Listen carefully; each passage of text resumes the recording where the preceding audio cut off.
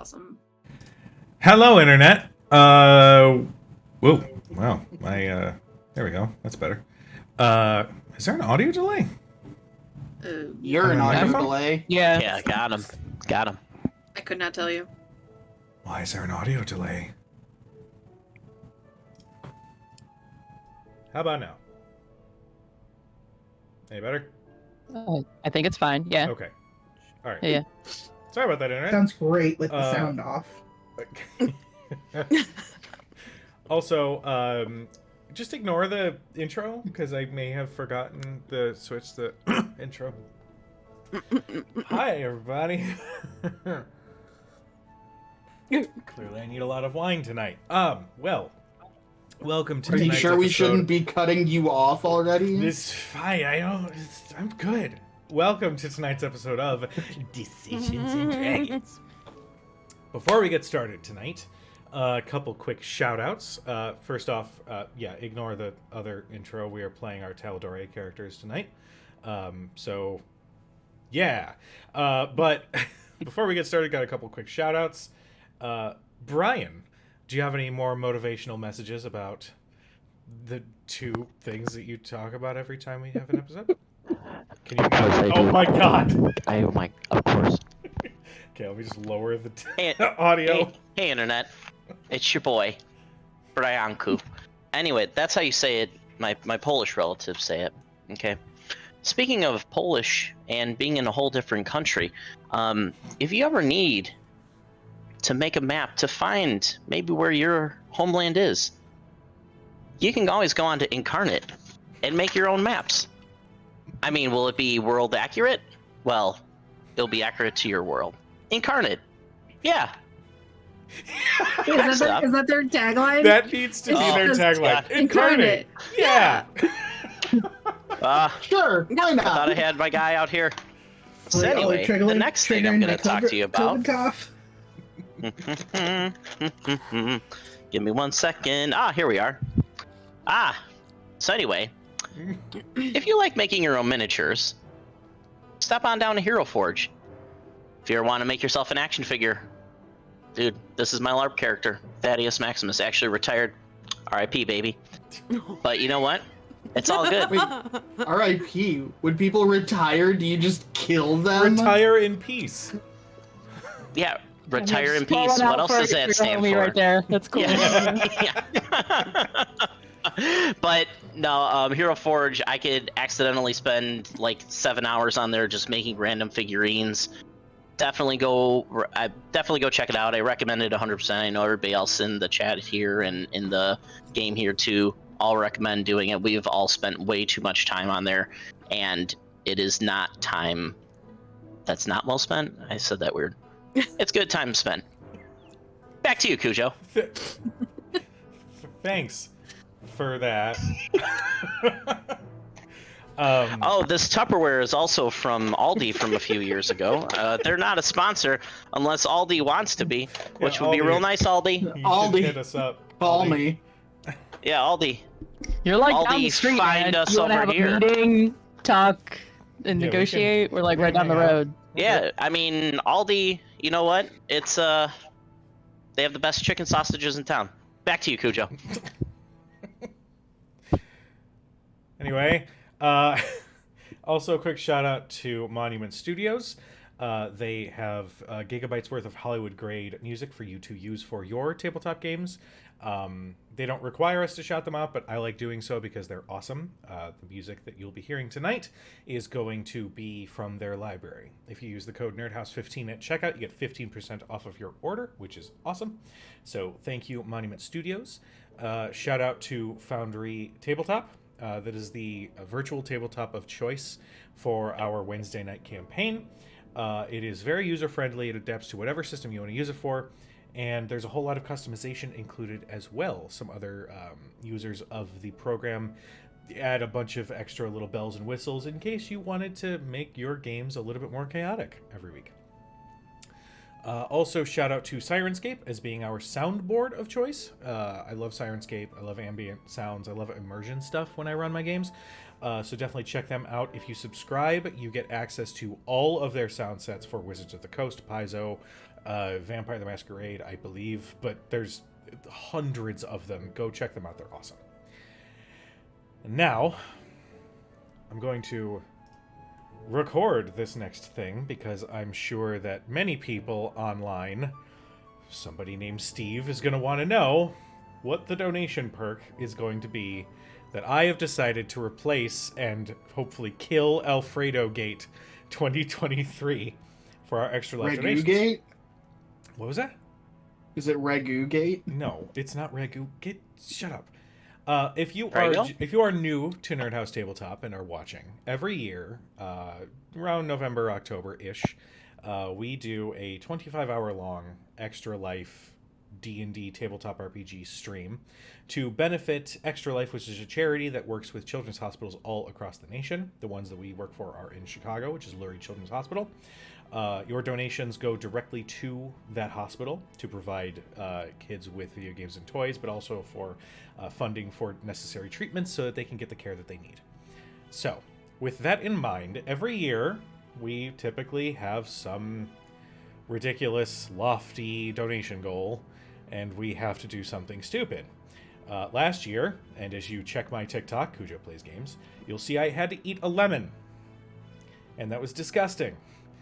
And it was grody. Sam and Dustin both had to do the same, and they can attest to how disgusting that was. So this year, Yeah, it was pretty bad. I am not doing a food-related thing. I refuse to acknowledge Alfredo Gate's existence. It is not But legitimate. you just said it. It was like the third Can I or ask fourth a time question? you said it. Rose, we're not in game yet. Don't Thurston me yet. We're not there. Okay. Yes, Brian. Follow-up question to the conversation you were just having. What is Alfredo Gate? We're not going to talk about that. What I am going to say Don't Is be that- Alfredo. Just admit what it is. is that if we hit 5K, I Are you gonna drink a jar of Alfredo? just finished saying I'm not not doing food related stuff. If we hit 5K for Pride next year, I'm gonna do a drag stream. I have a full shit. makeup kit, and I'm going to Yes. commit myself entirely to do a full stream or 2 or 3, I don't know how many, Yeah. in full drag. Okay? I feel like that trumps Alfredo Gate, right? It's not God damn it. Of course it's you two. What? Ladies first, please. Go ahead. What if we do both if we hit 6,000? Ooh. Does he have to do the Alfredo in drag? That's Oh, yeah. exactly what I was going to ask. Oh, God. Oh, That's what I was going to two ask. separate, What did- but I like that. I like your thoughts. hmm Hold on. This is called teamwork. We're thinking through the problem together. What did we hit We last worked year? it out, We Wombats. hit Uh, 6. we did a little better than 6 last year. I mean, it would be breaking the goal. It's for the kids. You don't have to answer It's for right the now. kids, Putting kiddo. that out there is just a concept. Why don't you, just let it simmer a little bit, like a good Alfredo. Yeah.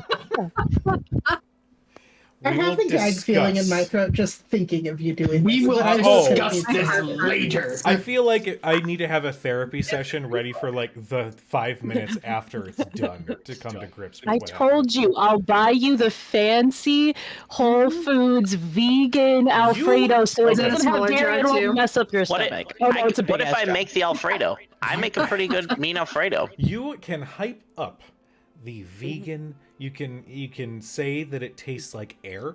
You can say that it's so light you'll never even know that you had it. It's still Alfredo sauce by itself in some way, shape, or form, and my stomach will probably still reject it. I'll give What, you you a don't like straw. Alfredo? Jesus Christ, Brian. Yeah, well, 2 questions. We can answer Dustin's first. Do you not like Alfredo? I like Alfredo sometimes. Mm. Okay, Well, you so better at least he hope doesn't that hate it. Extra Life is one of those times. My second question. What if, bear with me, you take said jar of Alfredo, you don't have to drink it just without noodles. Get like a smaller noodles. You know, like a little orzo pasta, or like, you know, is that Yeah, make it semolina? chunky because I was that's just better. gonna say that's worse. Oh, It'll be an Alfredo shake. Ew. It's Okay. oh perfect. god. I would very much like to not vomit tonight, so we're just gonna go ahead and get started. Yeah. So, Please do. we can stop recording. My eyes are watering. Oh my Yeah, My god. mouth that, is that last one, watering. thinking of the That got Alfredo me. shake, that got me. Not gonna lie. That got Yeah. me. You can still eat it with a spoon. No, you're done. Stop. Stop. Brian, my mouth is watering. That sounds delicious. I would eat it. I fucking love Alfredo. So last Nope, we we get- left off. I think what I heard is that at $6,000, Brian's gonna drink a bunch of Alfredo. Yeah, you know what, Hell Brian? yeah. I With put that on orzo you. in it. With orzo in it. Oh, Brian, hold on. I'm pausing the session. So much for We starting. just made the inference that Brian would do it, and Brian made this face before talking about something else. Ugh. So if you are going to make that face with you doing it, and you guys are rallying behind me, that's just rude, okay? Last just we trying left to I'm off. rallying behind We believe in you. We support you. I'll buy you a 6 We're holding you up, King. strawberry kiwi propel to wash it down with. When I'll last buy you a we 6-pack left of off, Pepto. That's a good propel. Not after Alfredo. No, that's for later. That's for later. when last we left off, I swear to God, children. Where's Steve's? He needs to have seen this whole conversation. No, he will. Don't worry. When last we left off, our intrepid heroes found themselves aboard the ship the Alexander, which belonged to the Order of the Triennium, a mysterious collection of creatures that appointed themselves in charge of maintaining the multiverse and preventing any catastrophes that would threaten the very fabric of reality. They had spoken with the head of the Order, and after a tense conversation, had been essentially allowed free rein to explore as they like aboard the ship. Deciding to gather some information, they made their way to the archives, or a fancy library, where they started doing some research on Bivin, specifically the state of the world and those that are trying to rise up against the Whispered One's rule. In doing so, one of the little character profiles that popped up on this search revealed that the one who calls themselves Malice was in fact named something else at birth, a name that Faraday recognized as her older sister. She had stepped away along with Cadriel, and they rather hastily made to try to find a way off of the ship or to handle their business so that they can leave as soon as possible. At the same time, I believe it was Dermot had managed to make contact with a certain airship crew that had stumbled upon the Alexander at their request, that had been frozen in chronostasis. After a rather interesting conversation in which they would be released, provided that everything went well, the party that remained in the library, I believe, is just continuing to do their own research, correct? Yeah, Okay. we're doing research. I think. Yes. Upon being refused the ability to board said airship, Faraday had turned and walked with Cadriel, as she had sought out a temple to the Raven Queen. She managed to find one, and in her meditations, in her hopes of getting some sort of support or words of good fortune or confidence, she made contact with the champion of the Raven Queen, who, in her desire for support, had challenged her to a duel to see how committed she was to removing the Whispered One once and for all. That is where we will begin. Now, Cadriel, just as a reminder, you are currently essentially suspended in this endless darkness that has these teeny little thin silver threads that look like almost constellations that eventually weave into this beautiful web that just encircles around you, thousands and thousands of miles in the distance. Your movement is sort of nebulous here. You're not on solid ground, but you still can sort of will yourself in a particular direction.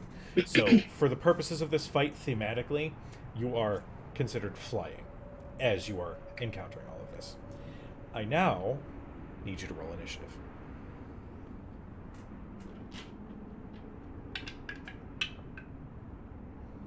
Let me know what you get.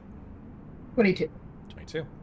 You are going first, as the champion So- of the Raven Queen had rolled well. Okay. So I know when the Raven Queen brought me in to speak with her, my wings came out. So can I guess, like, I would have kind of flapped them to see if they can propel me forward. As you flex the muscles that operate your wings, you do feel yourself shift through the air as you flap them. Okay. And how far away is Vax from me right now? Vax is, we'll say 30 feet. 30 feet. Okay.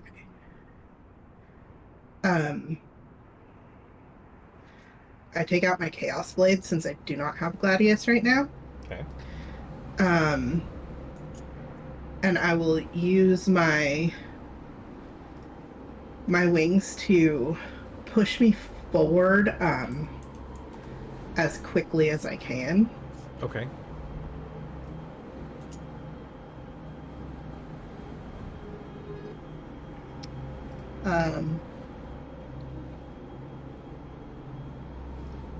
I don't know, since my wings are already out, how does my shroud work? I'll say that popping out your shroud isn't necessarily functioning specifically on your wings. It's more an intimidation tactic. You're letting loose some of the innate celestial nature that's inside of you to cause the creatures around you to become enamored or afraid or what have you. So Okay. I'll say that if your wings are out right now, your shroud isn't considered bamfed, so it's not like you're using that or anything like that. Okay, so the shroud's a bonus action now. Okay. And an effort to try to, like, even make his attention flicker for a moment. As soon as I get up to him, I don't hesitate and I just like pop out the shroud as a bonus action. Okay. And at the same time, and he needs to make a charisma save. He'll probably make it. Or That.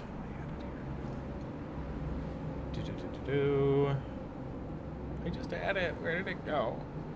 There it is. That is a 21. yeah, he makes it. Okay. So he's not scared of me, obviously, which I didn't expect. However, at the same time, I was trying to use it as a distraction. So at the same time as my shroud is being popped out, I'm going to, as my action, kind of flip my Chaos Blade in my hand and try to basically hit him with it from the side. Okay. All right. Go ahead and make your attack roll.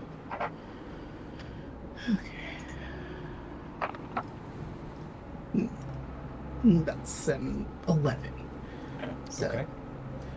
With an 11, you swing out, and he sort of leans back. He doesn't matrix dodge. He just sort of lays back and floats for a moment as the blade courses right over him. yeah. And that's movement, bonus action, And action. action. So, Okay. He is going to retaliate. He is going to. I believe he had brought Whisper out, and just as he goes to strike with it, with his other hand, with a hidden blade, he's going to pull Flame Tongue out and try to go for you with that instead. Let's see. Will a 19 hit? Just barely. Okay. So it's going to be...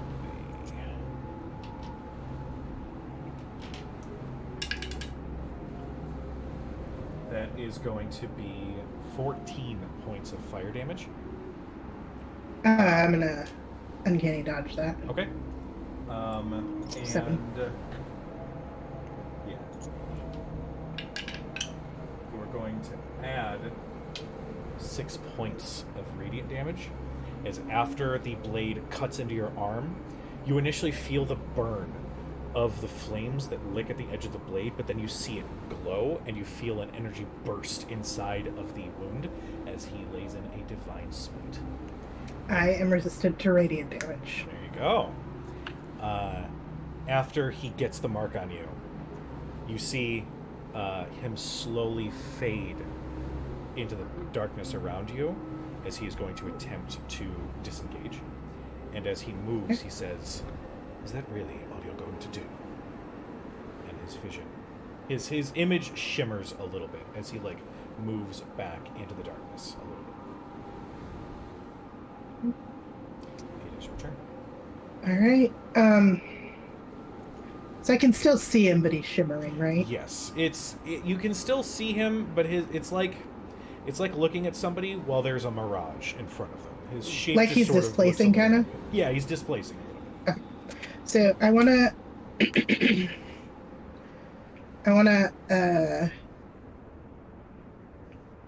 attempt to. I'm gonna move with him, Okay. so I stay close, and I wanna try to,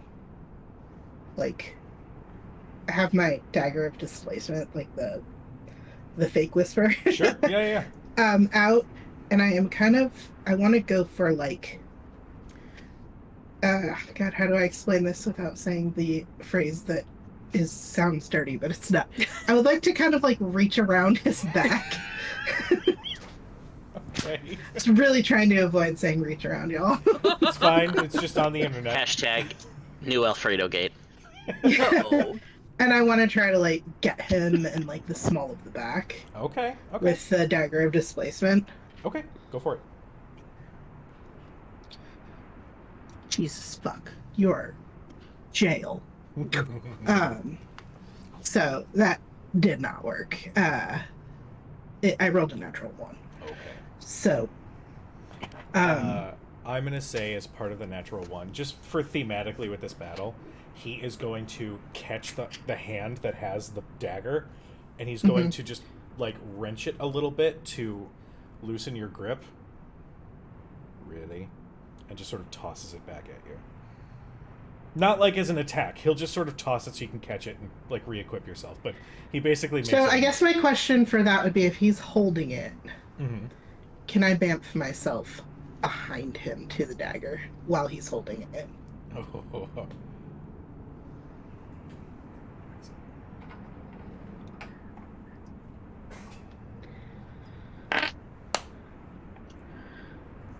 Yes, you can. So kind of when he says really, it's my bonus action. Disappear from the spot that I was standing in to behind him. Nice. Okay. He tosses the dagger, you catch it, and then in that action you turn it into the teleportation and you end up behind him. And he says, interesting. And then he takes both daggers and then tries to strike directly behind him. Let's see. I have a question, actually. I know it's not a move, but Kat would definitely, she has a sword in her hand. She would try to block what he's doing. I don't know if that's relevant or how I can, you know what I mean? What you can do, I think for cunning action, it's just dash, disengage, and hide, right? Mm-hmm. Okay. If you wanted to do something like that, it would use your action, but you would take the dodge action. Basically, you are prepared and ready for an incoming attack to impose disadvantage on whatever is going to attack you. So you do have that option. It would just cost your action to do. Okay. Since I used my action and everything that last round, I won't do this round. Sounds good. That is going to be a 18 to hit. That's my AC. Okay. So that is going to hit. That is going to be 10 points of piercing damage. And once again, added on to that is going to be 5 points of radiant damage. I'm gonna uncanny dodge again. Sounds good. So 5. You said 5 radiant damage? Yes. So like 3. I'll say 2. Just round down. Screw it. It changes every game, whether we round up or round down.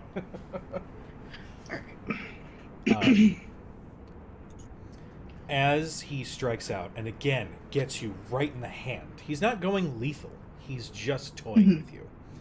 And every time he strikes, why do you fight? And don't tell me it's for redemption, because that is a curse that you play on yourself. It's not for redemption anymore. It's to protect everybody else. Now she says that, she's gonna try to sweep his legs out from under him with the Chaos Blade. Okay. Go for it. That is a 25. Oh, Jesus Christ, yes.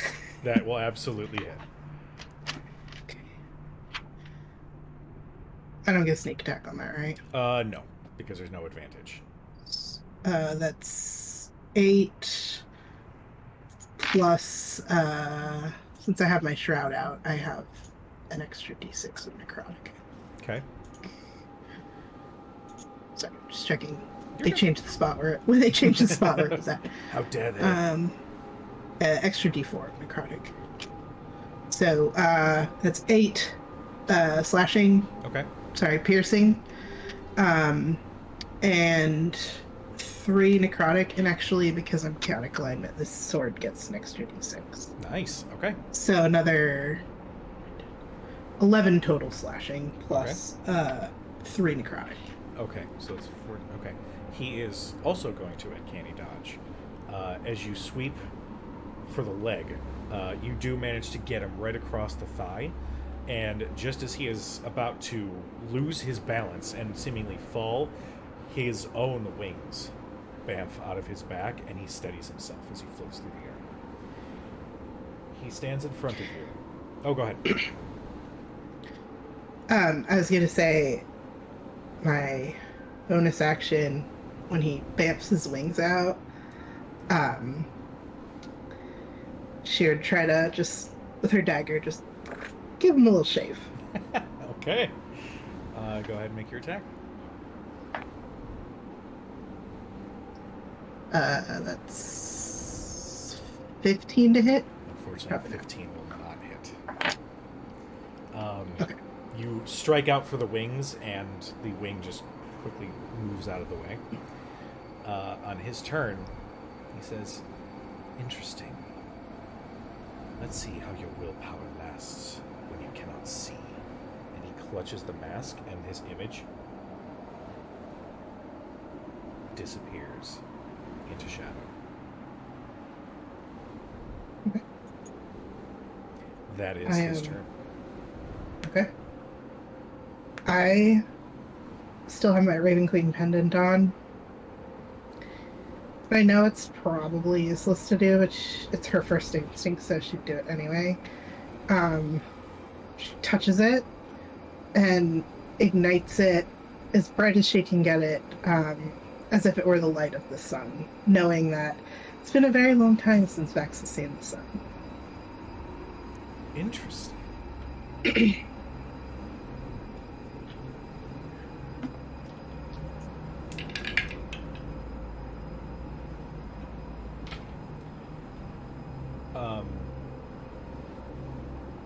Interesting. Okay. Now, that was your action, right? Is there anything you want to do? Bonus action or movement? Anything else you want to do on your turn? You said, let's see how you do when you can't see. Essentially, yeah. She just says, I'm not Arthea. I rarely see what's not right in front of me. Oh my god. I see what you did there. And go figure. The two characters playing the nerds are like, what? What happened? I heard my name from somewhere. Just randomly. They're in the library. library. I felt a disturbance in the force. Who knows what they're up to? Let's just keep reading. I'm sure they'll let us know if it's important. As you... And oh, go ahead. I was just going to say, as my bonus action, I can't dodge as a bonus action, can't I? Because it's a cunning action? Okay, that's fine. I don't have anything else. Okay. As you shine the light of the sun, it's almost like you're shining it in a fog, as just this beautiful light shines from this pendant around your neck. And you can hear the sound of a flapping wing right behind you, and you turn just in time as the light reveals Vax shooting out of the darkness to try to make a lethal strike. So he does not get his advantage, as he is completely thrown by the light of the sun in his face. This is going to be... She actually is going to stand there like this, and as he's flying at her, she says, I gave your sister one of the feathers you left behind.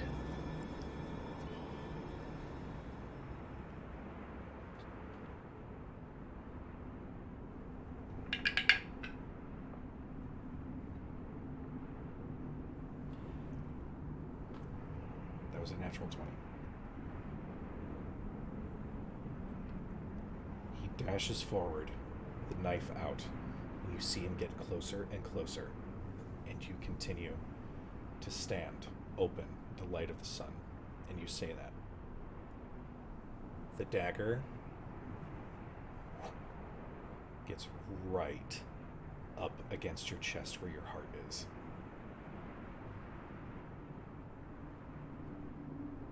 And he stops. She steps forward. Oh, so you step into it? Mm-hmm. I like that. Given that this is you willingly walking onto a dagger, the first thing I need you to do is make a Constitution saving throw. Got advantage on this with soul trinkets. 15. Okay. With a 15, you essentially know you are gritting your teeth as you do this. You are going to take 8 slashing. Okay. And because he had activated a smite,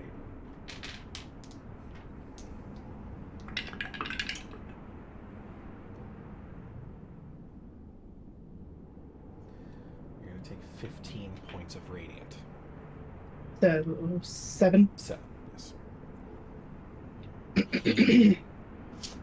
She doesn't try to dodge this one.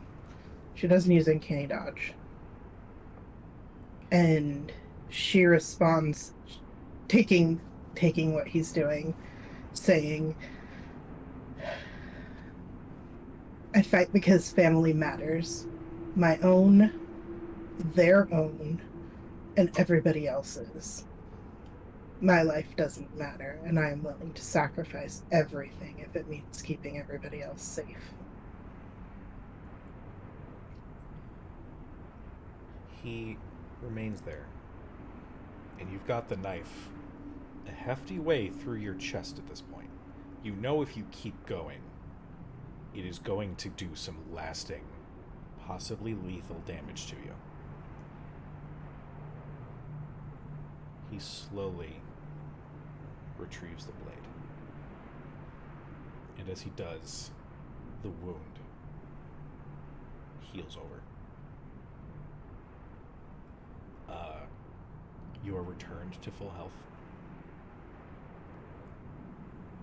He slowly returns to a neutral stance as he takes the bone mask off of his face. And you see Vax'ildan, not the champion of the Raven Queen. It's almost as if, like, the moment that mask comes off, the luster and the sort of dark edges that seem to exude this divine energy fade. And even the Deathwalker's ward that he wears shifts back to a simple set of studded leather armor. Is my sister well? Very well. She got us out of a spot of trouble in Vasselheim. I've never seen somebody be able to tell someone to fuck off before without saying the words. My sister was crafty like that. I gave it to her because I thought it would matter to her.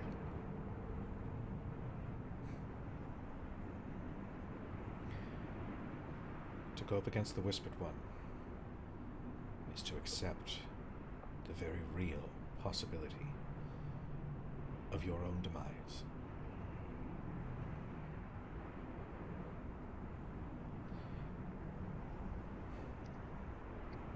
You have... If my demise means the world is safe, that's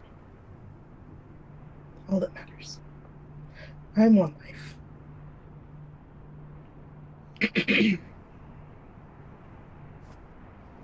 With that, I do believe you may have what it takes to finally put an end to his story.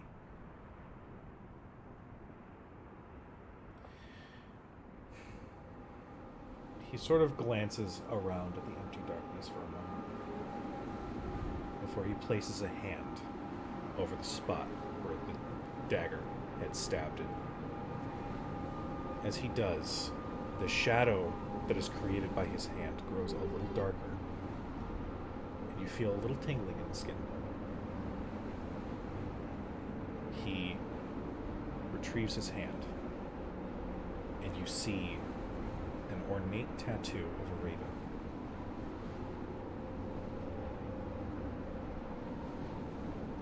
This will save you but once. In granting this blessing, I'm sure that the matron will have words with me, but I fear that if you do not succeed, everything shall fall. Our domain over Exandria will be a domain over nothing. This will bring you back from death once. It is a blessing I wish I had had once upon a time.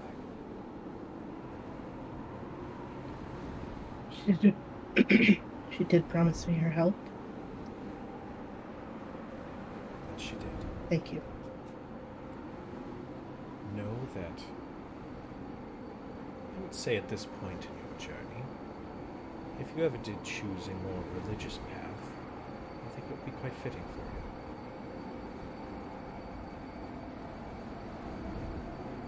I'd like to.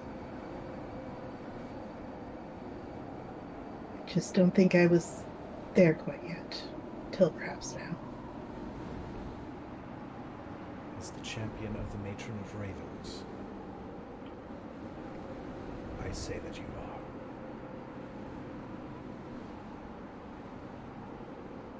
Now, wherever you go, whatever you do, I pray that you bring about that fuckface's demise. Do my best.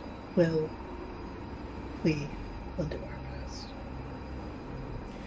And with that, he places his hand over your chest and pushes, and you feel yourself be rocketed back through this endless, beautiful web It begins feeling like you're flying through the air, and then quickly the air becomes water, and then the water turns thicker as you're once again reintroduced to this blood-like substance that you always have to soak yourself in whenever you have to commune with the matron.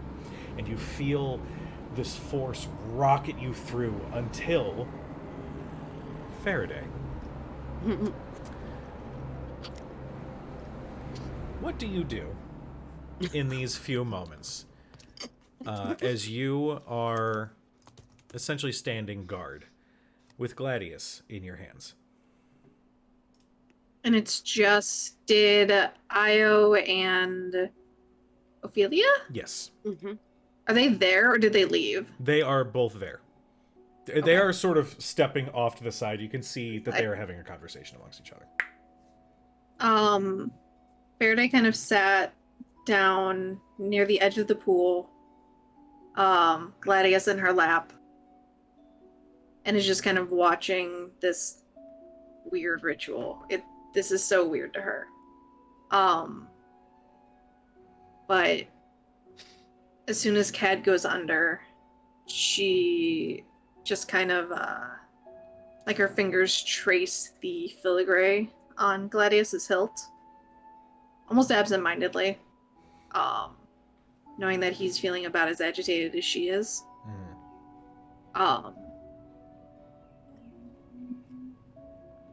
And she takes a deep breath, and she looks at the pool and says, I know you can't control everything. And I know that it is inevitable for all. But I need you to give her what she needs now. As you say that, you hear Gladius speak.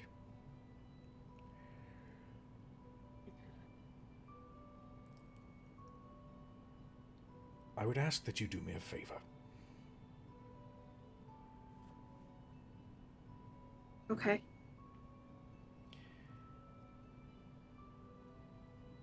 What she is doing, speaking with the matron, is of dire importance as she seeks her blessing.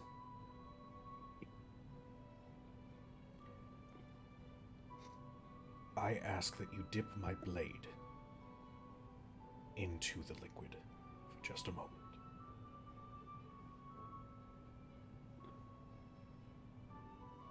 Roll an insight check. Go for it. I am going to go ahead and just impose disadvantage I because mean, it is a he's a sword. He's a fucking sword. I just, like...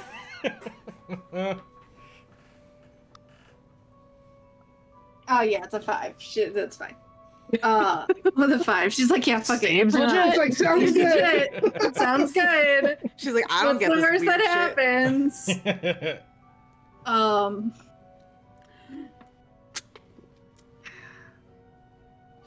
If this fucks anything up, it's not my fault. She'll look over her shoulder.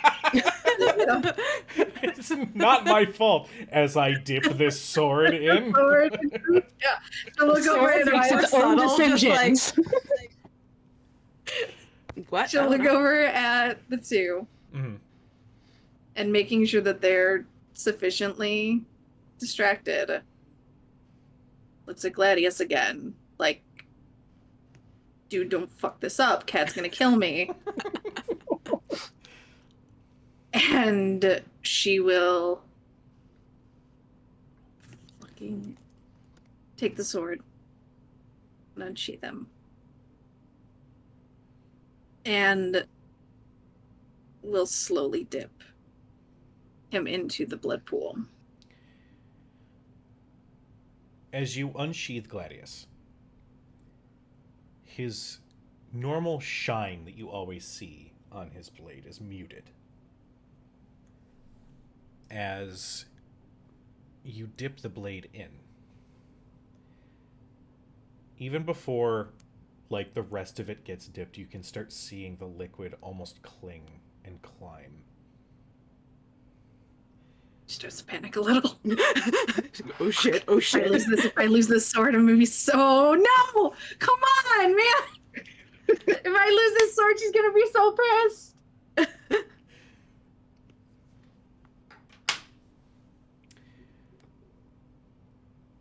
It lasts a few moments, but you feel a hum in the blade. You feel it vibrate. And being connected to it, you feel this almost venomous anger be absorbed into the blade. And feeling the hum end, you retrieve the blade, and the blade is now crimson. Oh shit. Gladius. Yes. Oh no. Don't worry. It's just a new look.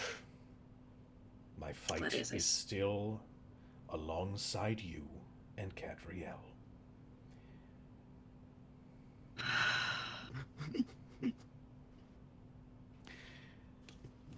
The moment he says that, exploding out of the pool and flying through the air with a full set of black angel wings,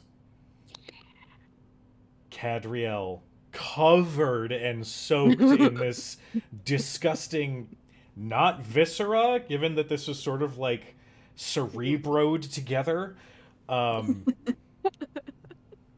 I would like Cadriel to mark down that you have a 30 feet fly speed. Oh shit. And Well, that won't bite you in the ass later. yeah, you're fine. As for Gladius, now obviously you guys are going to have your conversation as to what the fuck just happened. I would like you to mark down somewhere, and I will do this as well. Let me actually write a note for myself right now. What happened to the music? Why are you quiet? Why are you quiet? You don't need to be quiet. There we go. Cool. 3 times per dawn, Gladius can become a blood drinker blade, Oh Jesus. where on a hit, whatever damage you deal on that attack, you heal half of the damage that you deal. Oh shit. Nice. That's badass. But yeah, Cad, you explode out, and as you're sort of taking in this beautiful moment of being in the air, suspended with the flapping of your wings, which are now full and beautiful, you look down and see Gladius looking different. The hilt itself, actually, it did have a little bit of a crossguard that had sort of materialized over time, and after, combats with Cadriel, sort of adapting to her style. The overall styling of Gladius has taken on a more darker motif. Is As she now- still a +1 longsword? Yes. Or okay. Just making sure. And now, instead of this sort of jovial looking face, you see just a darker, more angry face that has replaced the one that you know.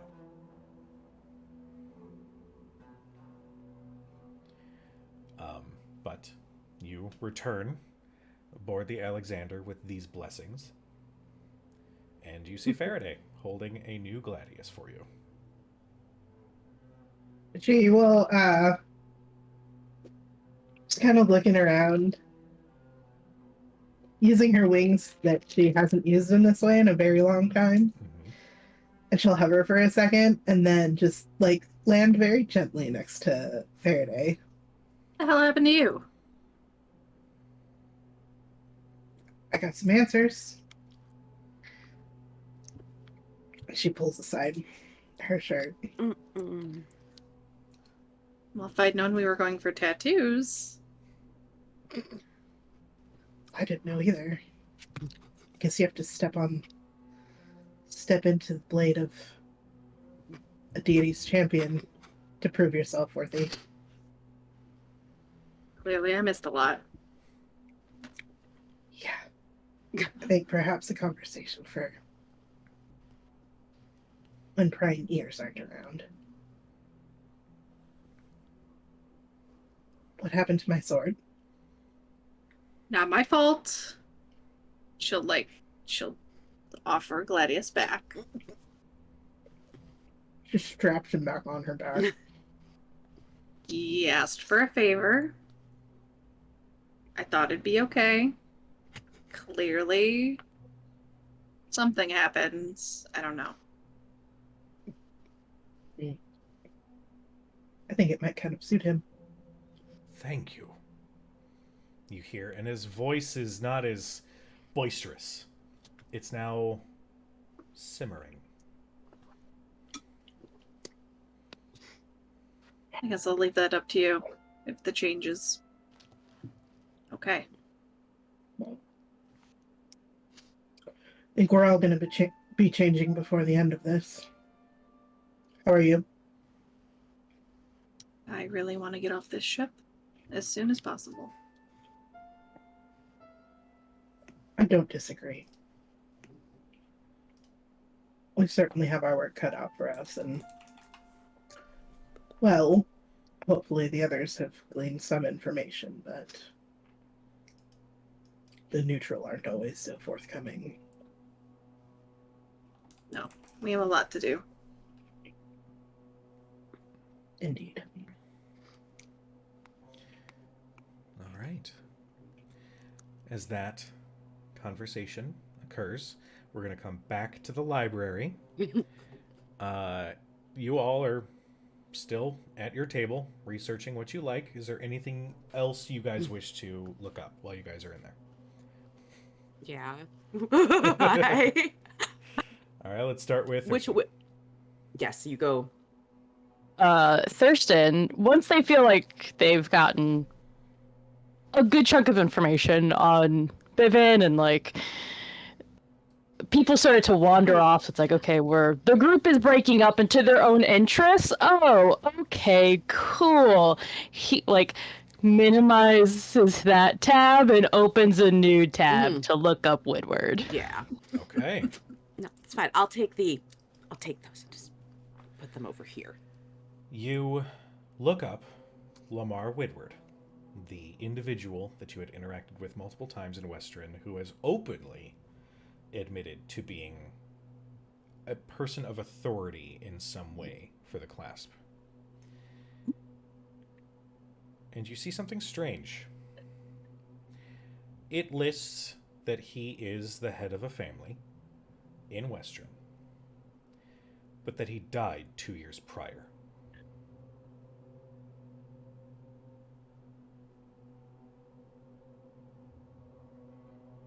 Like comedic, wide-eyed. He like stops and looks around like, Arthea, Yes. is that? Am I reading this correctly? I'm just gonna think. Something I don't think Thurston has ever asked anybody ever. Oh, well, that can't be right. Wait. So no. He like if there's like a hyperlink, he wants to know of what causes, Yeah, what happened. Yeah, maybe we. Hang on. Do they have like? You know, Where's I the don't know. source? Yeah, we need to look at the source on this. I It's just like think. Wikipedia, where like anybody can put some shit on there. Like, Yeah, let's click on. You click on the date.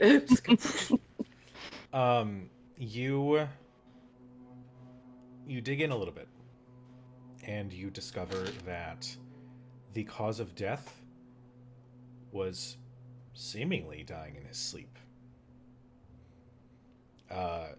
they didn't. It's clear that they didn't do any additional like investigation. It's not like they know of an autopsy or anything like that was done. They just saw that like the official. Well, even then, there wouldn't be an official release, would there? The understanding that they were able to gather was that he had died in his sleep. That's really the only detail that you can find. That's odd, right? Absolutely. So, like, can he, I guess, does it say that he died in his sleep and then still list further activity that is tied to the name Lamar Woodward? No.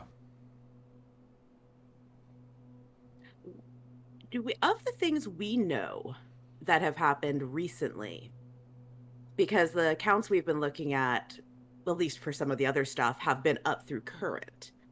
If we go and look up current events over the last 6 months in Western, who does it list those under? You can see, first off, you know what, just for my brain, given that it's D&D, make me an investigation check. I'll say with advantage because you're looking together. Like the adorable nerds that you are. Just this camera. Are they like touching heads and like shoulders? They're sitting there like hunched over it and just like someone had to have input the incorrect date. They do the thing where they both reach to like influence the thing, but their hands touch and like, oh, I'm sorry. Okay. So it's a natural 20 for 30. Oh, Tina's just like, shut the fuck up. Natural 20. That is the best shut the fuck up DM I've ever heard of in my life. We open up all the tabs. So, over the last 6 months, you read that there was a import of a material called Jadek into the city that was authorized by Margrave Zimmerset, that was arranged between Hadi Bronzegrip of Craghammer and a name that strikes both of you immediately with fear. Raishan. Shut the. For Rhodes, who hasn't seen Critical Role, can I get the history? Thanks. Raishan. That's me as well. Thanks.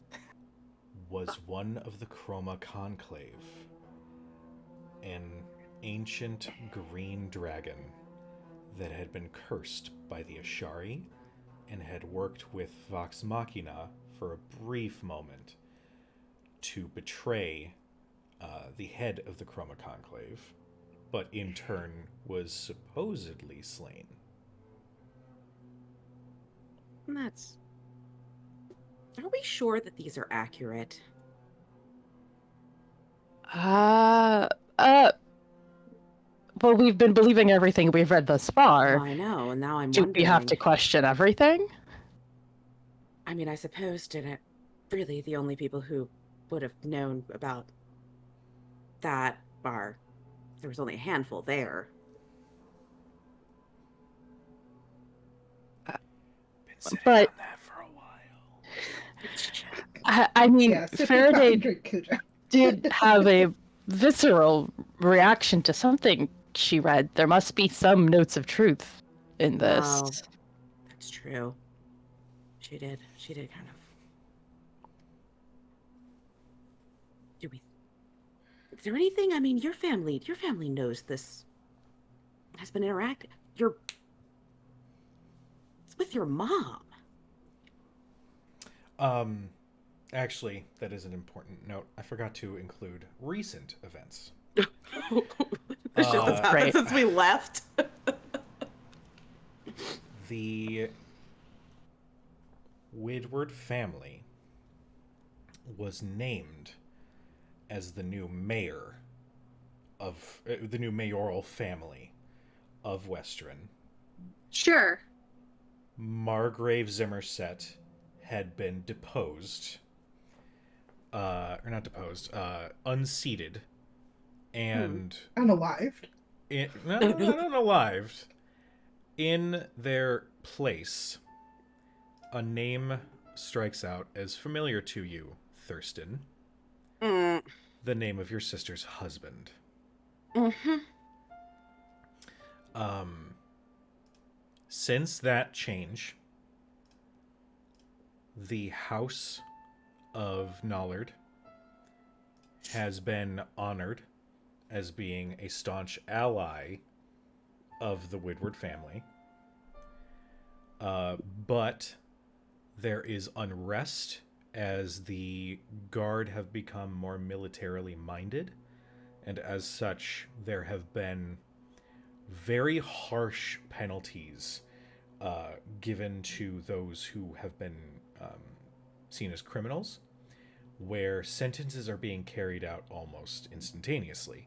Now that they have this new material, there is no resurrection for a creature that is slain by this material. The city itself is starting to become more totalitarian, and even the square where there was once a fantastic battle of the bards between our dearest Dermot and Scanlan Shorthalt, where you had met Cedo for the first time, that entire area has been closed off and is being sectioned off for a new barracks.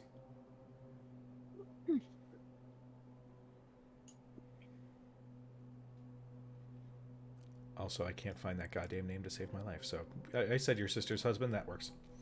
Yeah, I remember. One second. Definitely. Those two family notes. Other tab.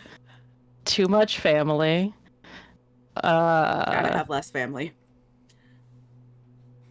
Algar. Algar. Algar. Brofric. Yes, Yeah, yes. Brofric, yeah.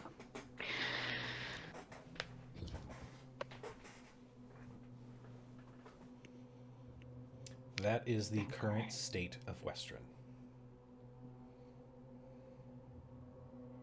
Great. That's unexpected. I mean, I expected bad, but not thought to A be. dragon Yeah. is posing as the head of a noble family. I Yeah. thought I was the worst secret in the noble houses. Apparently not. It's more common than they would let on. Maybe everyone does it. I can't remember his name right now because my brain is blanking. But I click on or find the link for Lamar's son. Oh yeah, the younger, Elric, Yeah. I believe. Ulrich, thank you. the one that was like the one that comes across as a lush. Yeah. You click on that link, and everything about Elric shows that he is alive and well. He is currently residing in Western, and that he was recently appointed the head of commerce. Okay. That's kind of funny though, because he didn't seem to want much to do with his father's whole endeavor. Thurston knows serious, but also a part of him is like deeply offended. It's whoa. because you left. We left with a short notice. I mean, that's kind of like the second. It's their second pick. When you talk about nepotism, okay, like at least I earned my place in my family. I mean, geez. Anyway. It's okay. I knew that little detail would set Thurston Jesus. off. I was so excited for My you to ask about that. Nothing about Out the of all fucking the ancient terrible- dragon Yeah. that is running the city at the moment. Yeah. No, all about this Dumbass. fucking like fucking paper pushing They had to go with their bureaucratic- second choice. that It are was timing. It was just fucking timing. marvelous. That's a good point. I have been away for quite a period of time. That's fine. I'm sure we go back. You know, you can. Honestly, it really didn't seem like Elric wanted that sort of position anyway. No. He just kind of looks at everything and goes, How do you kill a dragon? I suppose the same way you kill anything else.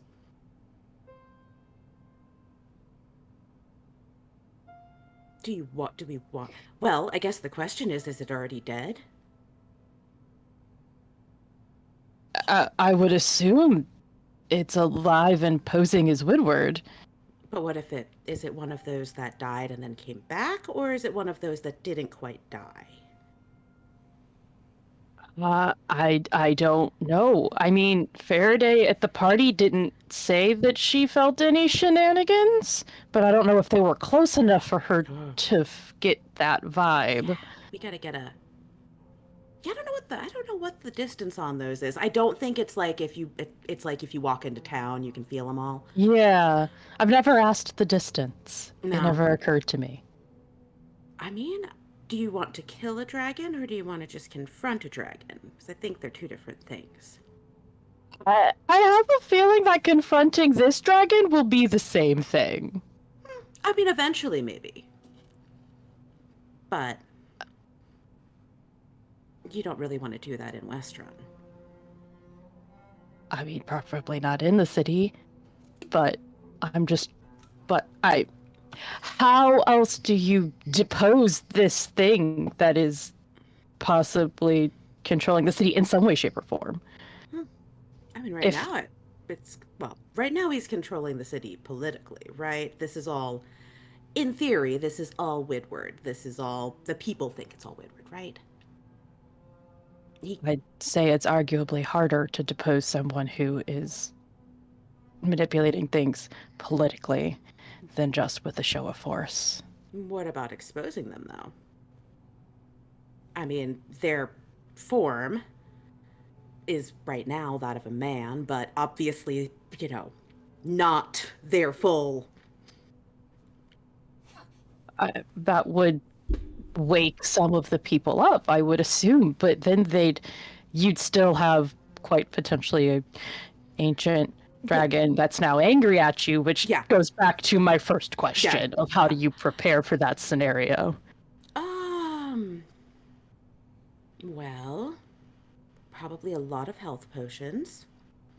Great. And making sure the people are somewhere that is not going to get burned or dissolved in acid or any of the other things. I don't really know what that one does. I don't know. Anti-magic field? Do you know how to do an anti-magic field? No, not at all. Okay, I don't either. But we have friends who are more experienced with certain things, so maybe some of them have ideas. I mean, we have people who have been there. Maybe they know more. You can look at. Do we have to kill it? Not necessarily. Or does it have to never have existed? That would work though it would undo everything else. So it would depend. If you undo a dragon, that's ancient.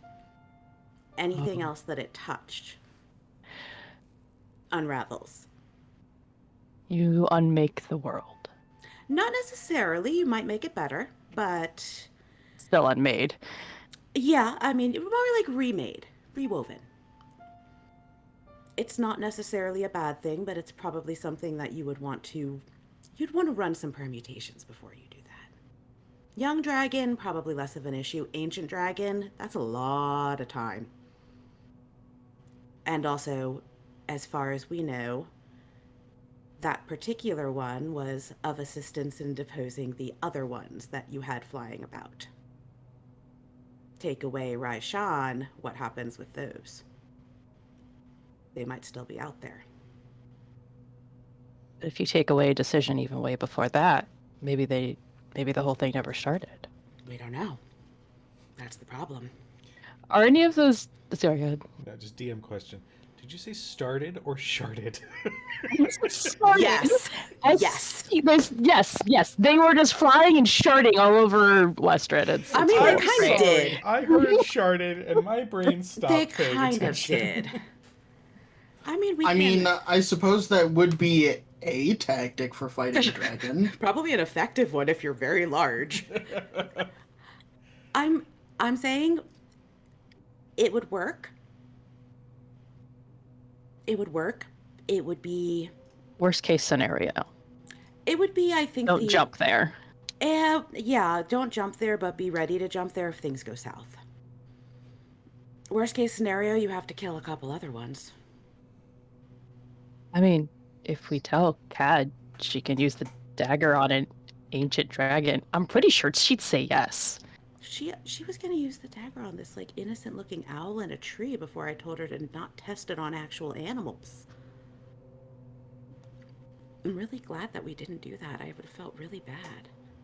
It's that whole butterfly flaps its wings, and well, that would have been like this. The universe would have imploded. Nerdhouse Tabletop does not endorse animal testing. Thank you. We do, I just have to put that out there. we do not. We do not endorse testing on We love animals at all. here. We love animals Period. here. Thank you. But we do endorse Aldi Tupperware. We do. We do endorse Aldi Tupperware. You can use it to keep your knives in before you kill your dragons. Mm-hmm. Keeps your dragon parts fresh. But yeah, I think you could. I think you would have a better chance at doing that. I think you probably would have one chance at doing that before it. So it would probably be best to try and get close beforehand. Wait, Why? go back. Yeah. Sorry, good. No, go. When I click on, it's Raishan, right? Uh-huh.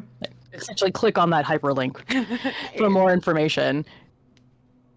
Is there more of like, I know we looked up what was happening in Western, but is it more of like, I don't know, when you Google someone's name and you're like, wow, I can just figure out where your address is. That's creepy. Like, where is Raishan staying? Like, The is there any history other of information on that?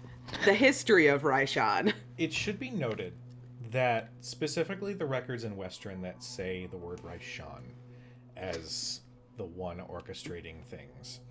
There's like, you know how in like a Microsoft Word or something, there's like spell check where it's like, did you mean to write this? Pretty much every instance of the word Raishan is underlined that way.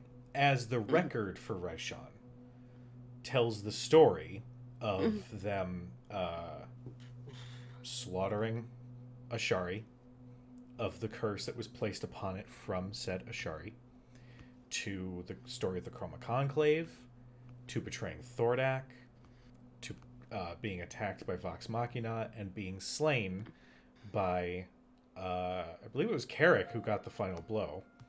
Carrick got the final blow. Which Arthea would recognize as the blacksmith in Western. Oh, yeah. That is the last Wait, record. you're gotta be shitting me. She's just like, hang on a second. This doesn't add up. No, the same dude? No, he was there. He made me some really nice stuff. So Raishan was killed, supposedly. But Raishan was also looking for a way to remove the curse that they had. Maybe they found something that, I mean, it may not have removed the curse, but it may have transformed it into something else. As you are looking at these records, real quick, Cito and Dermot, what are you guys doing? Go ahead. I'm actually trying to research. I know that they were looking to see what exactly my boy Gubu is, really. So I was gonna do some research I was gonna try to do some sort of research on Gubu, or I know they were wanting to look at him. So do I take him to like some sort of lab? That's right. If you With or without permission? when you So research, bright. I was gonna say you look like you're in heaven right now. Dude, I have Google Docs. Oh, got it. You can't put it on dark mode. Yeah, that's annoying. When you are searching about Gubu, do you literally type Gubu? No, I would probably say something to the effect of sentient sludge creatures. Okay. Roll me an investigation check. Yes. Sounds like when you're trying to give prompts to ChatGPT. Yes. Yes. Did you mean green ooze? It's just 17er. 17. I'll say that you do have to slip. I hate you. You do have to sift through a little bit, as that search does pull up about 50 different kinds of ooze that is self-aware, that does have an intelligence. But you narrow it down, and you do find something that matches the description of Gooboo. And the only term that comes up is symbiote. It is an intelligent black ooze that feeds on matter, that has potential to be one of the most dangerous oozes of its kind if left unattended or without some sort of guidance. It essentially functions off of its surroundings to determine whether or not it is aggressive or if it is intelligent enough to function in society. What? Yeah. Oh my.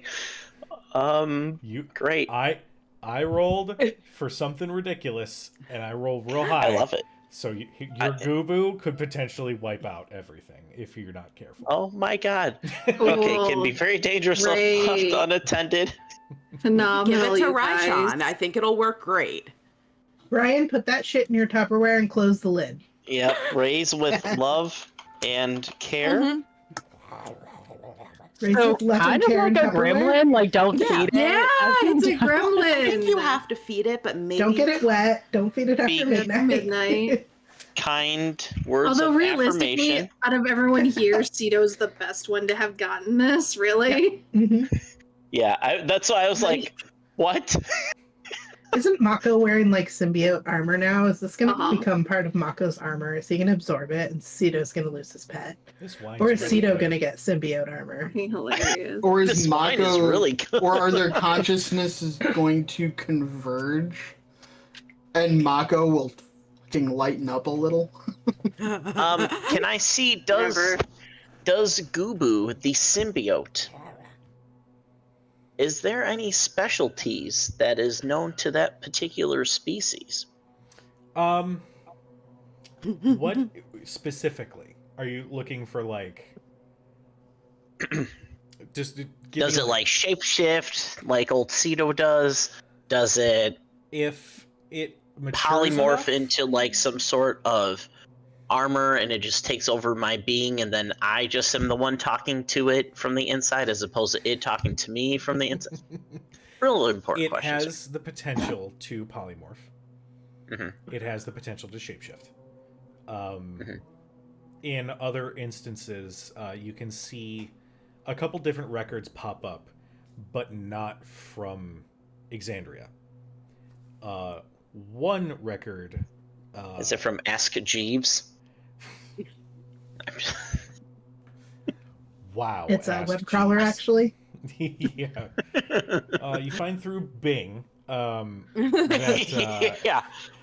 it also has the ability to, and this is again just how it developed, shapeshift into different weapons. So to give itself the same structure as a sharpened blade. It has the ability to attach itself to a person and pilot them. Oh my god. Basically, you're quickly like sifting through, and the possibilities of this thing are pretty much endless as to what it could essentially manifest in its elder years to be able to do. So does that mean Mako doesn't really exist and he's just like a construction He's just a of symbiote. thing? Oh my god. I have venom. You have a venom. A baby venom. A what a bee? Oh, it's a what a baby. You hear Who's- slight Hey, at least you can Venus. kind of reason with Venom sometimes. At least it's not Carnage. Yes. Or is it? In the wrong We'll hand. see. Remember, apparently there's an element of nurture and not just Aw. nature, so we'll see what it turns into. Is Gubu in my hand right now? He's like a puck on your forearm right now. He is just sitting there hanging out. Okay, I pet him and say, "You're the best. You're just the best little symbiote this side of wherever we are." I know. Can you do a trick? Can you do a trick? Can you do a somersault on my arm? Go ahead. Do a little. Go like this. Make Make an animal handling check. Oh yeah. Can you wild shape into this thing? Ah, that's 18. With an 18, you give the motion. Do this, and you watch. It doesn't disconnect from your arm, but you just watch its face roll back, disappear into itself, and then its face protrudes once again from like below as its center of mass just rotates. Oh, you did so good. You're just so good. Are you hungry? Are you hungry? It just stands mouth open. I sprout a watermelon. I just give him the whole watermelon. Anybody watching will see as the watermelon approaches, it's this teeny little thing with a teeny little mouth like. But then as it gets closer, you see this gigantic maw sprout from this creature, chomp around the watermelon, and it swiftly like shrinks down, and you see as it gets a little bit bigger. I don't pay it no mind. I'm just like, keep it going on my research.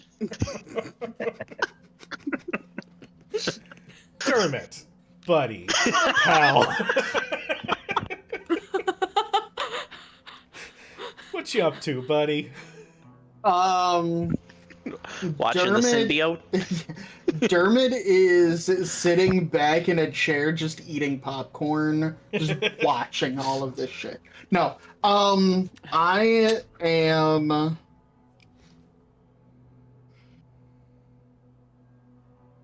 How big is this room that we're in? Like, are we in just like a little office, or are we in like a library? You are in like a large office. This library does not function the way that the ones you've seen in Exandria, or even the Feywild do. It's not books. They're just a series of tables that all have this device that can pull up whatever information you want to look up. We're in a computer lab. Yeah, Okay. That's probably the best way to describe it.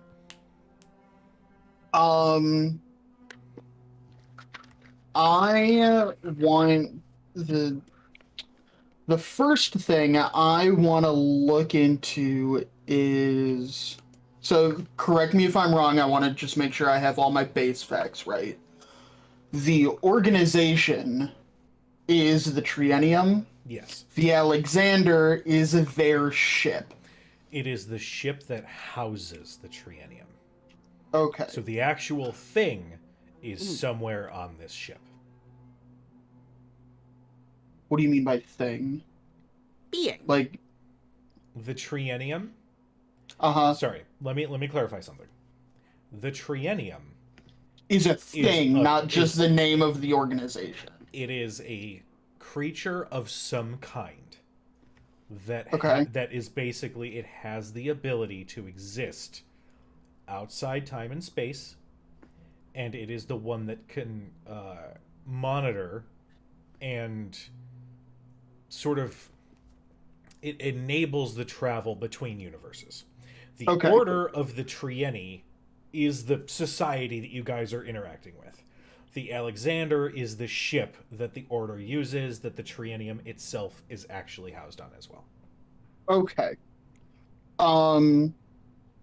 So we've got the Triennium is a creature And it's the Order of the Trienni is the organization. Yes. All of these people that we've been talking to. Yes. Okay. I would like to look up information on the Order of the Trienni. Okay.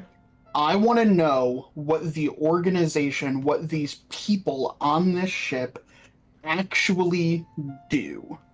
Like, I know we've already gotten, like, the broad strokes. They're interdimensional time cops. Sure. But I want, like... I don't know if I can get this specific. It's fancy. Mom, what are you doing? Breathing on me. Mom, I want to go outside, but it's raining and I don't like water. I don't like the rain. Make it stop. I can't. I want to... So, the Order of the Trienni, I want to know what they're actually doing, what the people do. As specific as I can up to, like... I want to see, like, a mission report.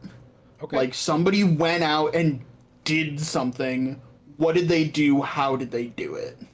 So first off, make me an investigation check. Okay. This is going to be a relatively high DC as you're trying to look up the inner workings of the organization that is trying its best to stay outside of people's public Yeah. knowledge and all that Well, stuff. I'm also kind of like starting at the top, and I just want to keep going down a rabbit hole. Sure. Okay.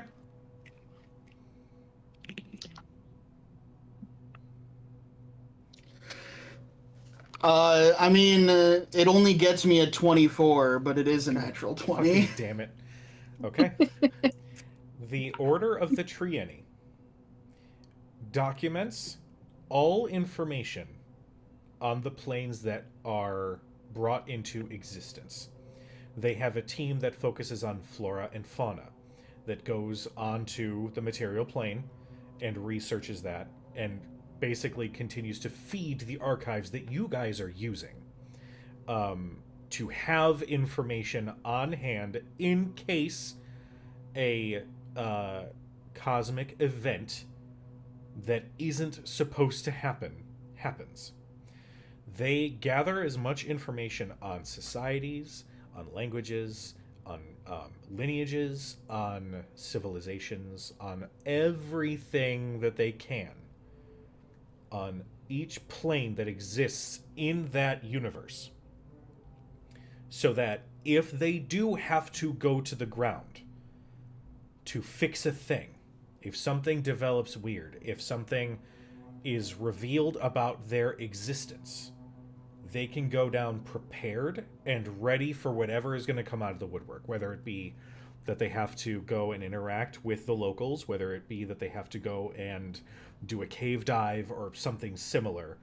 They have documentation on almost every universe that exists in this crazy multiverse, specifically for that purpose. Now, a mission log, I am going to say a 24, even with your natural 20, is Probably not going to not be enough. enough. Okay. That's fine.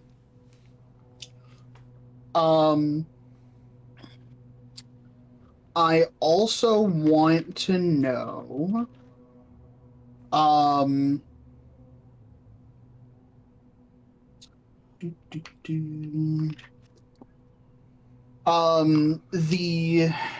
the main person that we've been talking to who's been babysitting us. Yes. Who was that? I Io.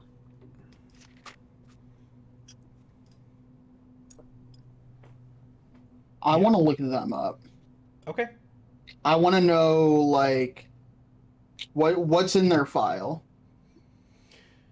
You can see that they were brought on, and it lists a year, but I'm just going to go ahead and say that whatever year or system of time measurement that they use is completely alien.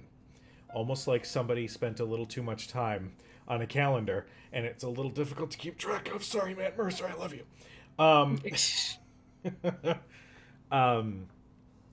They have been aboard the Alexander going on 6 centuries. Like, if you were to do the equation, 6 centuries Okay. worth of work.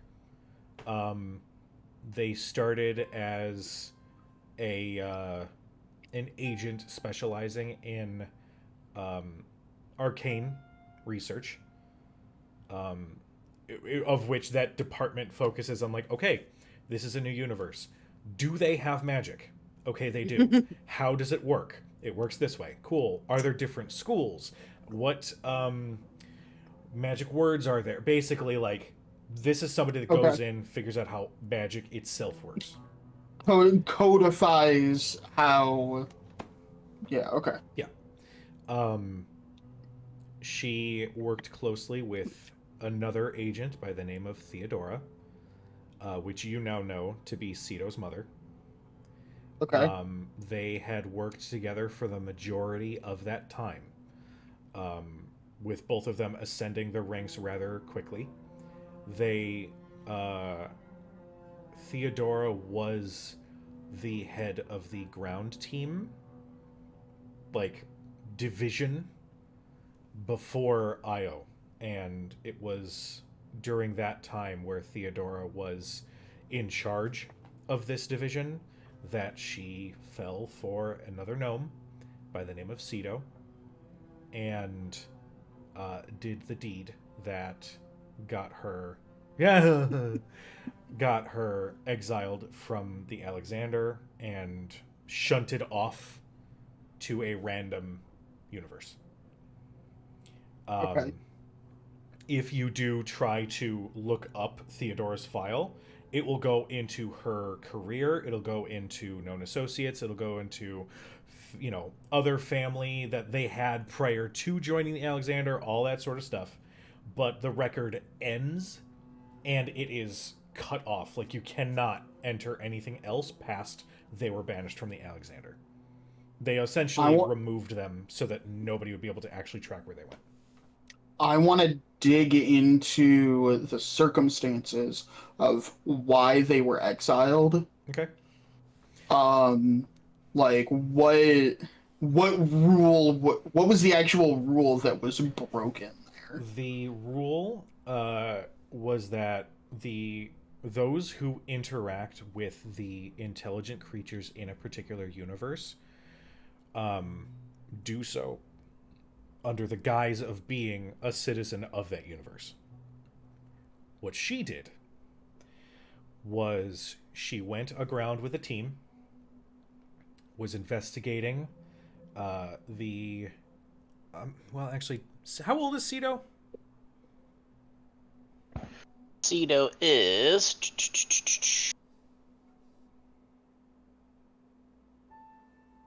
Where's this?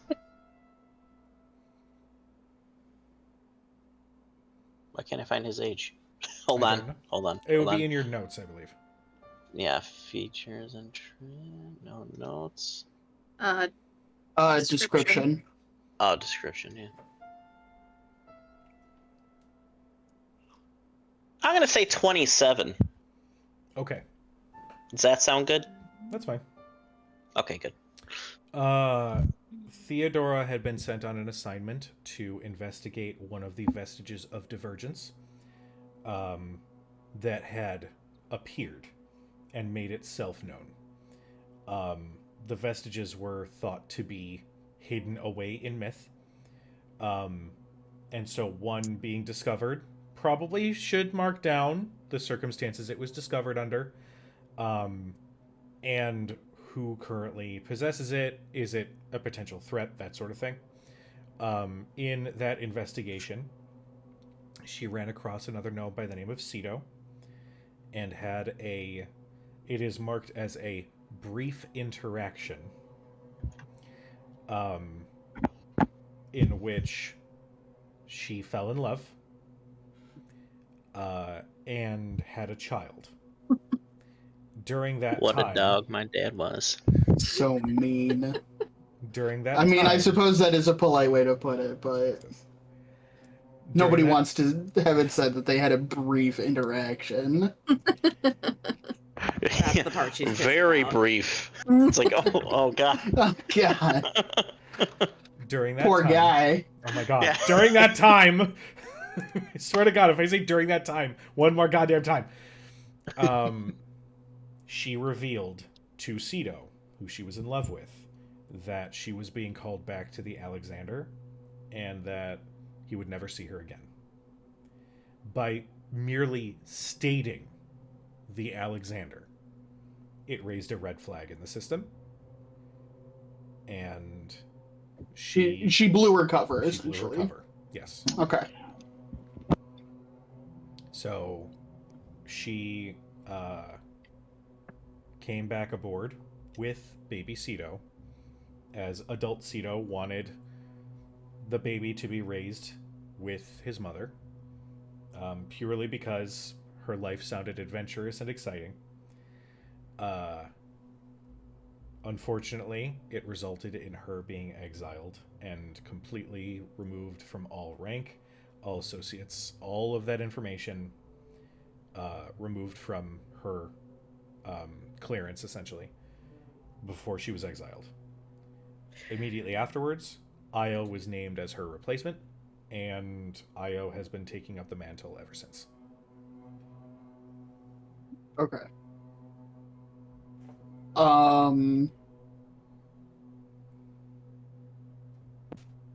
And then the Okay. dickbags basically put the baby in foster care instead of returning the baby to their father. Cool. And- Awesome. Big middle finger. And you know, ended up with Kawakas and Yeah. not an actual Not sentient an actual person being. sentient being. You know, to a certain point, like, I can't differentiate two individual chipmunks, but I'm pretty sure I know the difference between a chipmunk and a gnome. They could have at least tried. Agreed. Okay. I know I will have other questions in this vein, but I will allow you to move on to someone else. Well, as you all are researching, the archives, the image that appears before you as you're looking up, whether it's Western, whether it's, you know, an insane symbiote that could possibly mean the end of the world, or whether it is Io and Theodora, flickers. Uh-oh. And flickers again. All of the devices that have been displaying this information close. And something is announced over seemingly a sourceless voice sort of echoes out. Security breach. All non-Trieni are to exit the Alexander as soon as humanly possible. If you should remain without direct orders, you will be killed on sight. And the two Warforged activate and then look in your direction and just gesture out and say, "You will follow us to the designated evacuation point." What's happening? I need to speak to Io immediately. You will follow us to the designated evacuation point immediately. Yes, okay, we can do two things at once. Yeah, I mean, I get up to leave. Okay. Yeah, I'll start leaving. Okay. Faraday and Cadriel, we'll say that you guys are, I don't know if you guys are meandering back to the archives to join up with the rest of the group. What do you guys think? What were you guys doing? Very slowly walking back Yeah. to the archives room. Were the two that were Yeah, do waiting Io at the and are they with Ophelia us? The moment that announcement goes live, they immediately look at each other and set about to do their procedures. Io looks and at the leave two us of with you Warforged? and says, "Get your airship friends. Get to your airship. I will secure the necessary clearance and all that for you to get on your ship and leave. You have to leave now." And she turns and darts down the hallway.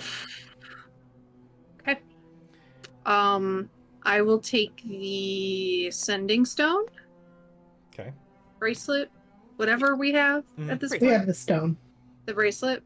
Ellis has the And bracelet.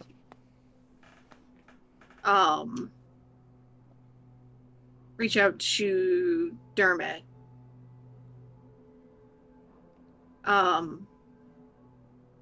Get to the airship.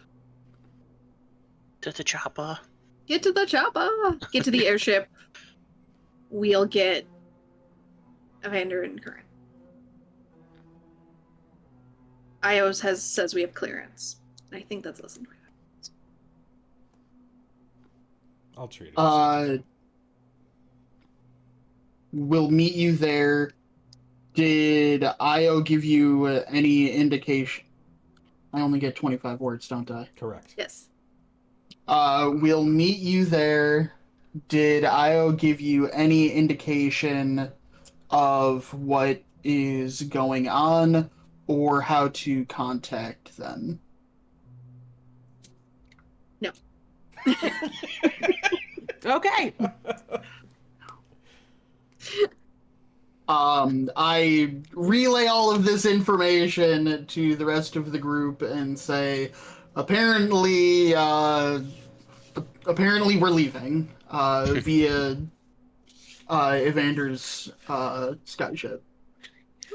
Sito, can you pick anything up on your pendant? Can you hear anyone? You focus on the pendant. Hello? Hello?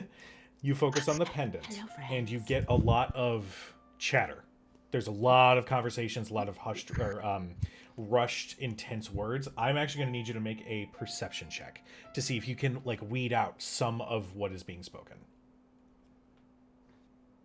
Oh, that's a natty boy. Oh. Yeah. Man, Natural one. I was going to say, you're I very just- excited. no, that's natural 20. All right. With a natural 20, you get somebody has been tampering with the archives. A copy was made. Find the device and the one who took it. Another person says any visual descriptors. Actually, coin. Guys, it wasn't me, I swear. It might have been me. God dang it. We are known to copy shit. Someone Even write anything says down. someone posing as one of us. And that is the only real solid information you get, other than like Team 3C heading to checkpoint. But you just get a lot of like, we are making progress towards securing the entire Alexandria. I relay Before- Did we not bring I relay this up all to of that them? to the We did try to warn them. people I'm We with. did. Before Io rushes off, Cad will just say, "My mother." She will be escorted to the airship as well. And how do we get a hold of you? I don't know right now. If anything, if things work out and this all gets blown over, then I will reach out to you. But until then, consider our connection severed, as this is a massive security problem that I have to go and address. The Warforged will take us to the captain. Yes. Come on, Cap. Let's go.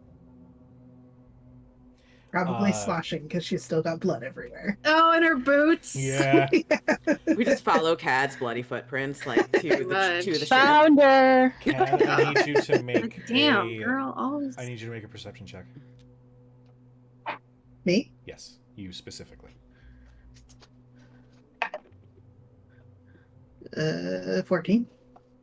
With a 14, Gladius is slowly starting to slide out of his sheath. Like, as you are moving, he is trying to...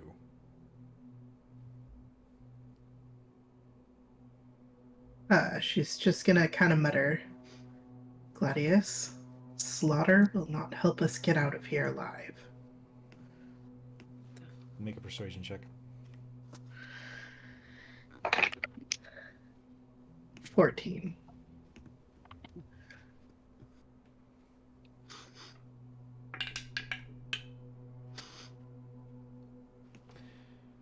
There's a pause in its movement before it slowly starts to sheath itself. As you say. And she says, I'm sorry, but this has to be for your own safety. And she slips him off over her head and puts him in the bag of holding. Okay. Poor Gladius. All right. You put him in the bag of holding and continue moving. The rest of you manage to regroup. I'll say that the library team gets to the airship first, as the other two are going to reunite with Evander, Current, and the rest of the crew. But you are all pretty much, for the lack of a more gracious term, booted onto the airship. And the moment everybody is aboard, the Warforged disembark, and they start making their way towards the panel that controls the chronostasis that the airship is in. Is there anything you guys wish to do in those maybe 30 seconds as you guys are all reunited, all aboard the ship? So along the way as we were traveling, did we see the same thing? People sort of rushing about, people. Yes. Everybody's on high alert right now. What about, like, I guess the other, I would assume this place has other sort of defenses. Is there anything we saw sort of being locked in? Anything we saw going up? Any, I don't know, fun little panels or weird little crystals or... Because Vecito said they stole something from the archives. Someone did.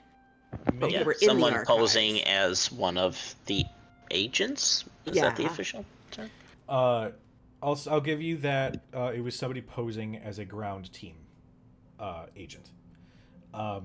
Make a perception check. And they wear specific colors, because I know Yes. Dermot was identifying those colors. Yes. I'll give it to you that the color would have been blue. The same one that Io would have worn. Oh god. Got just she's just watching for her mother to be there. Mama! Mama cat. About a minute later, you see a couple of Warforged walking. Your mother, Carrying who's your like, mom. "Ooh, this She's is got her nice." knitting. Yeah, she's knitting a sweater. I was kind of in the middle of knitting something for your friend Io, but then everything kind of got a little crazy, and then they started kind of pushing me to come over here. Are we going back to ground? Mom, go in the cabin. Oh. Find one of the rooms. Stay inside. All right. And she steps inside the cabin. What did you get, Arthea? 24. Okay. Now, what were you looking for specifically again? I just want to make sure I understand. I wanted to see if I could discern exactly, as we were kind of rushing through the halls, if there was, I guess, anything a bit out of the ordinary. So anyone looking furtive, of anyone who was maybe not kind of going the same way as everybody else. Okay. I mean, supposedly we're the only folks who are on here from off-world, in essence. So everybody else should be, yeah. With a 24, as you were being escorted to the airship, you didn't see anybody that looked like they were out of place, really. Mm-hmm. There may have been one or two individuals who more just looked rattled, as they had never dealt with something like this before. So you kind of see them interact with somebody who looks more experienced and tells them where to go, what to do, what process to go through.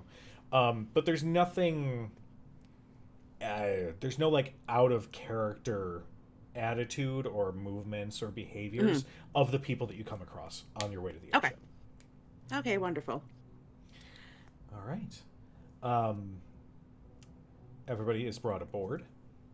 And just as Cadriel's mother steps into the cabin, you guys watch one of the Warforged approach the panel that controls the chronostasis, and they press a couple of the runes, and the airship just falls. And it falls out of the field that houses the Alexander.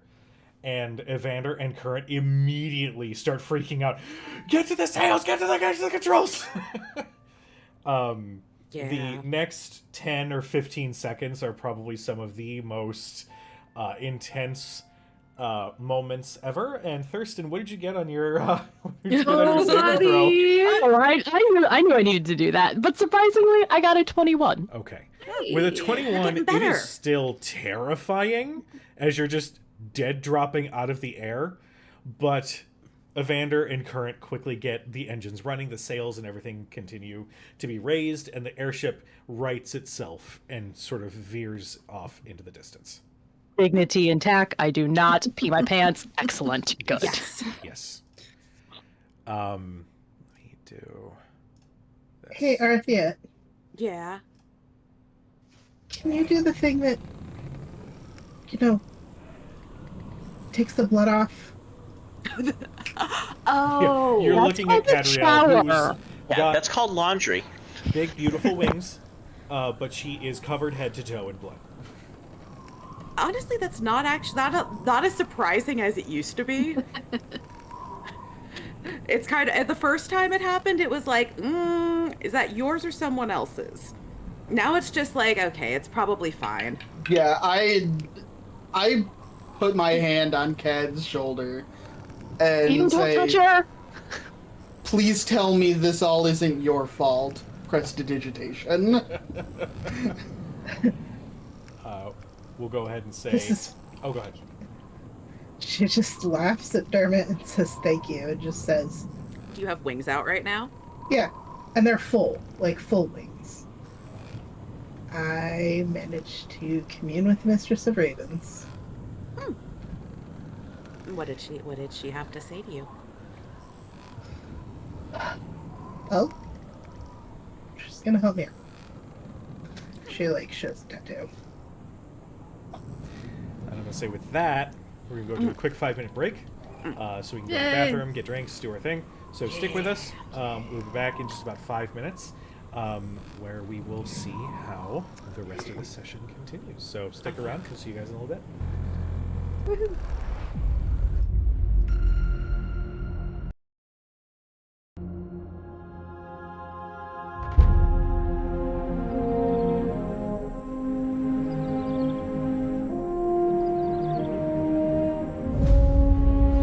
Well met, friend. Good day to you.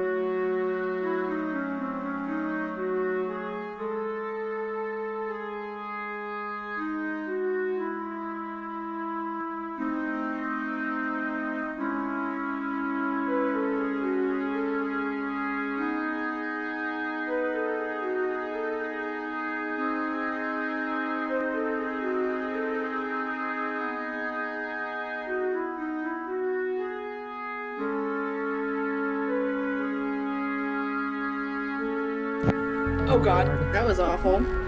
So many Glad voices. the chat didn't have to hear that monstrous sound. Hello, everybody. Hey. So, we return to our group of adventurers, which, by the way, I hoped at some point you would have a name for your group, but that's okay. Our intrepid heroes, they'll just forever be known as they are flying aboard fucking Evander and Current's airship. They are, well, you guys are sort of out in the middle of nowhere. We're above an island. Yeah, You where are did they above an drop island. us? Current says, I remember that the direction we need to go to get back to civilization, so yeah, it might be a bit, but we're on our way. Which civilization are we going to? Well, I suppose that's the question. Are you feeling religious and want to go to Isilra, or do you want to go back to Taldore?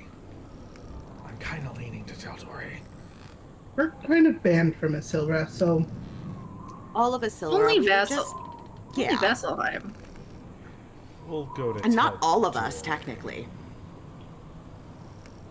We'll just go to Taldore. And Evander says, It's probably yes, safe. back home. I can't wait. I can't wait to taste ale again. It's been so long aboard that ship, I can't remember the taste anymore. Oh, hello How again. long, Weren't you in stasis? how long have you guys been here? Current was like, we've been here for a couple of weeks. It's fine. He's being dramatic. isn't he always? But as I understood it, it may have been a couple of weeks, but you know, the time only passed like maybe a day or so for you. Current just shrugs. Far out of my pay grade and far above my knowledge. So, we're just gonna go. Okay. Yeah. So you guys are aboard the airship. Is there anything you guys wish to do? Well, I would tell the Um, group about my battle test with the Raven Queen, what Vax said about what we need to accomplish, and show my tattoo. nice. Yeah, you show off your wings that are now full and beautiful and black. Your tattoo has this sort of eerie. It's like the darkness of the ink like shimmers a little. Like it doesn't ever really stay just as a solid image. It just sort of gestures a little bit. Yeah. And then Gladius is back in the bag of holding. So I will say that is another noticeable thing, is that Gladius is not strapped to her back as he usually is. Yeah, once we got away from the floating city, Cat will take him out of the bag of holding Okay. and kind of, you know, put his scabbard back on and just be like, we're away from that place. Are you okay now? Yes. I apologize. It's something that I should have handled better. My apologies, my dear Cadriel. I mean, I understand why you're angry, but I don't think slaughtering them is the solution. Perhaps. There's things that we can do. Things that we're going to do, and I need you. As always, I am yours to use as your instrument of death.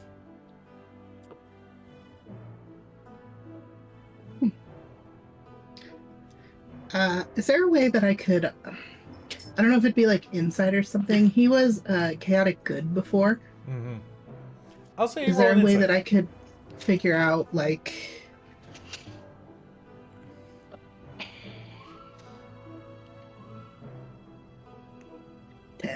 10.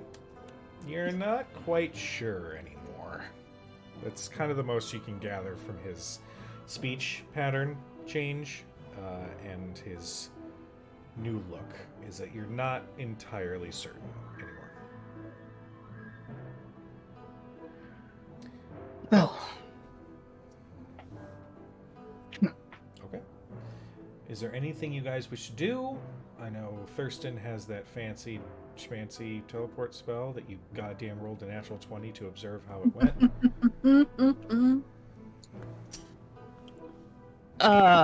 Yeah, he didn't get to ask about it or get a chance to look it up, which is unfortunate. Dang it. We have some fly time to figure it out. Yeah, so he'll probably make sure that he has it, like, to write the symbols down, and will want to, like, he and Arthea can start to try to essentially, like, decode it and be like, all right, what would happen if we were to do this? Theoretically, maybe. I don't know. Yeah, that, like, just, hypothetical situation. Do you guys I think you guys would probably go below decks to like find a spot to research this, yes? Oh, as far away from all the windows and ledges and the exact center of the ship. Okay. Thank you. We're like down in the hold. What are the both of your passive perceptions? I think Arthea is like 20, if I'm correct. 22. 22. Oh, sorry, it's only a 16. My God, they're totally gonna make out. Arthea. Uh-oh. As you guys head to the center of the ship, Thurston, you essentially like find a spot immediately, like set down a journal with your notes. Arthea, you notice something strange. Very faintly. Inscribed in the bottom of the ship. It's a teleportation circle. With the runes flipped.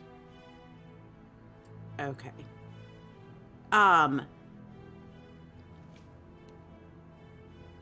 Would I recognize them?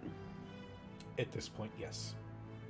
So I know it's one that obviously would have been to, or is it a to or a from circle? 2.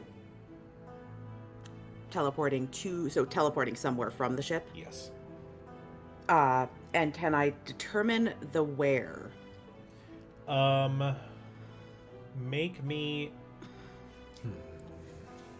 I guess it's like the ruins, if I can read them, then at least one of them should be a destination. Whether or not, even if it's, I mean, it could literally be like someone giving you directions to some road in like Mongolia, and you have no idea where the hell that is, but... You guys did get a glimpse of the map. Make me an intelligence check. Just straight up intelligence check. Okay. 19. With a 19, you pull from your memory of the map of Bivin, and you distinctly, you know the general area, and it was close to Moondas Finem. Okay. Can I determine how long ago this was active? I'll say with your what was your perception? 24. Passive is 22, but if I see it, I'll probably stop and kind of get down close to inspect it more closely, and if need be, detect magic and see whether or not I can glean it a bit more in terms of how long ago was this placed here? Sure. Was it used more than once? Okay. Make me an investigation check. Okay. Do I notice, like, all of a sudden Arthea is not behind me and she's, like, squatting down somewhere? Because if so, vanishes. You just hear like her like footsteps stop, and then just like there's about 5 seconds of silence as she does her first inspection, and then just a uh-oh. Yeah, I would go over to help and be like, what are we uh-ohing? Now, I might be wrong about our last trip, but I don't recall there being a teleportation circle in the hold, and I certainly don't remember one that goes to a different world. We would have noticed that, I think. Probably would have, yes. Investigation is nat 20 for 30. These nat 20s on these clutch fucking questions. We've been rolling a lot of nat 20s today. You I know have. that's really bad for tomorrow, for next time. Yeah, it'll be Yeah. great if you ever fight Raishan. I don't know.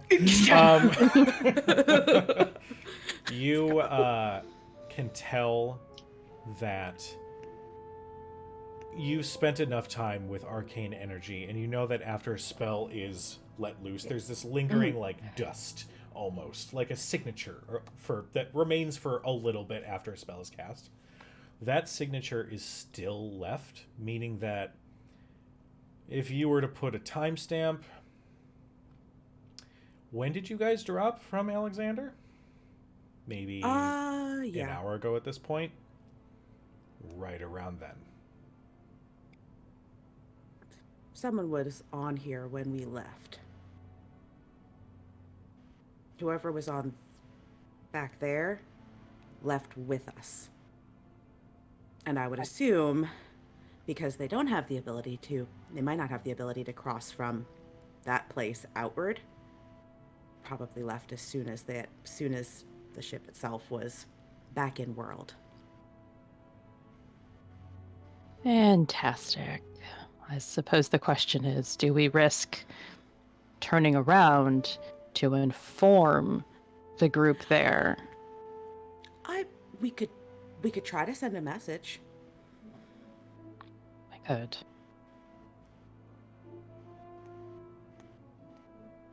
I'm not sure we could turn around.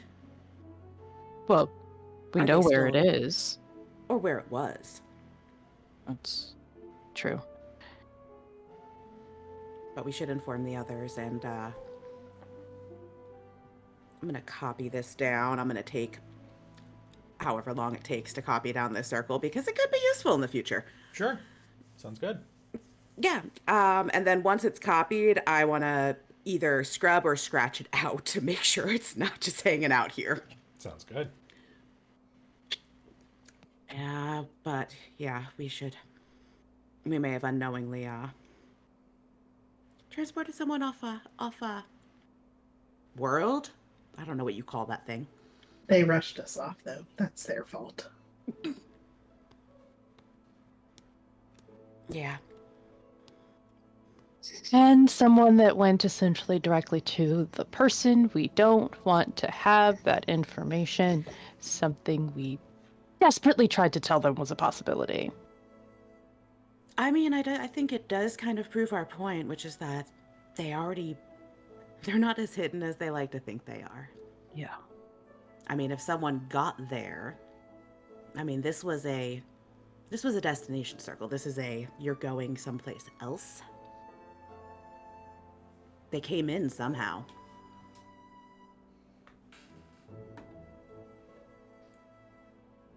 Your pinky down, sir.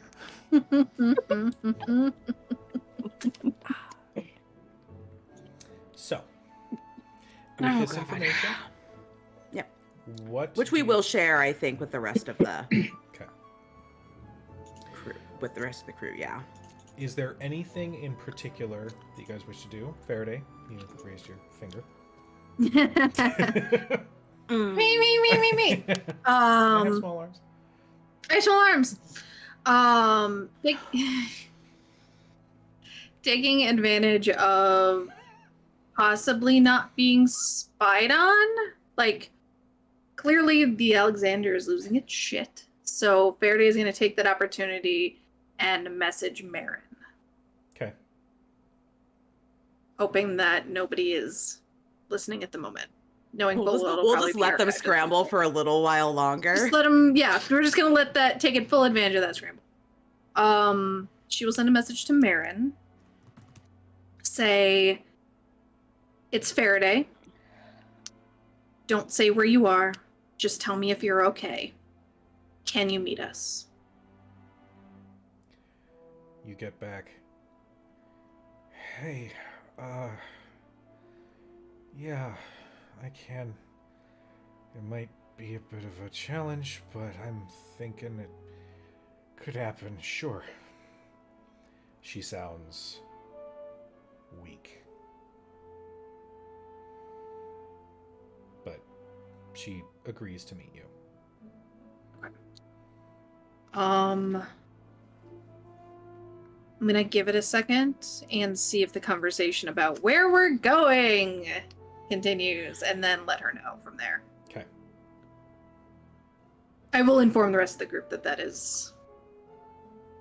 I got in contact with our friend from Whitestone. She sounds stressed. Where are we going?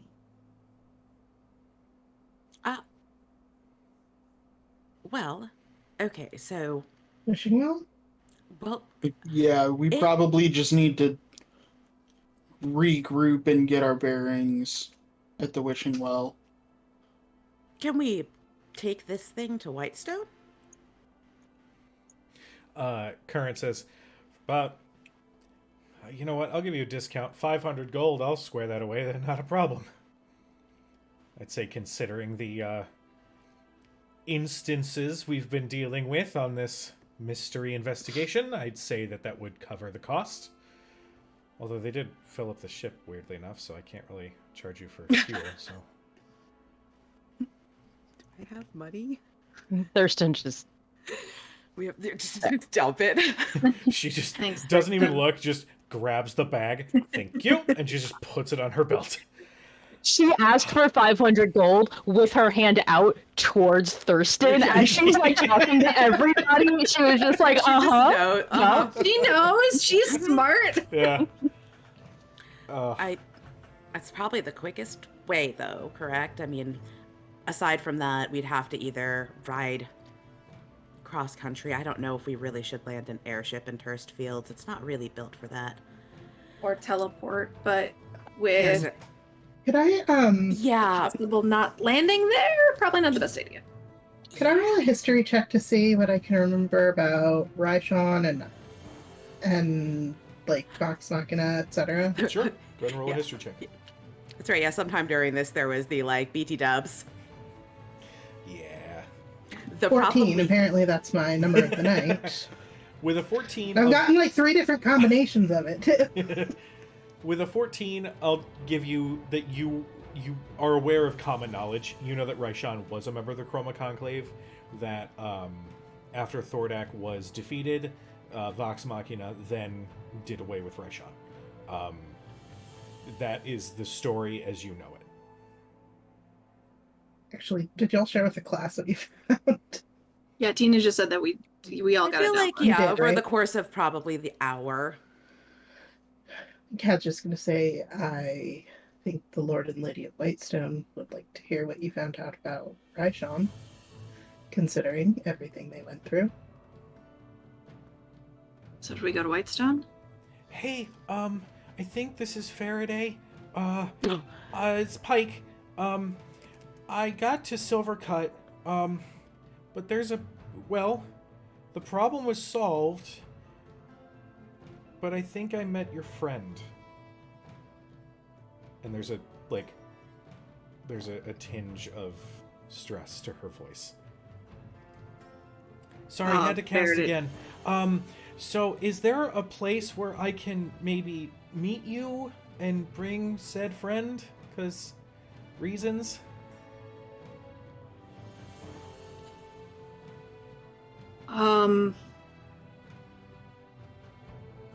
Executive decision, Whitestone. Faraday she'll respond back. She goes to like respond the first time and then gets cut off. And says, and has to start over. Like, oh no, wait, you go. And says, meet us in Whitestone at Gilmore's. It will take us a couple days. Okay, we'll get right on the road. I think Scanlan's hand is gonna have to help with some of this trip here. But yeah, we'll head that way. Nice hearing you, voice. And then the message ends. Can I still respond? Yeah.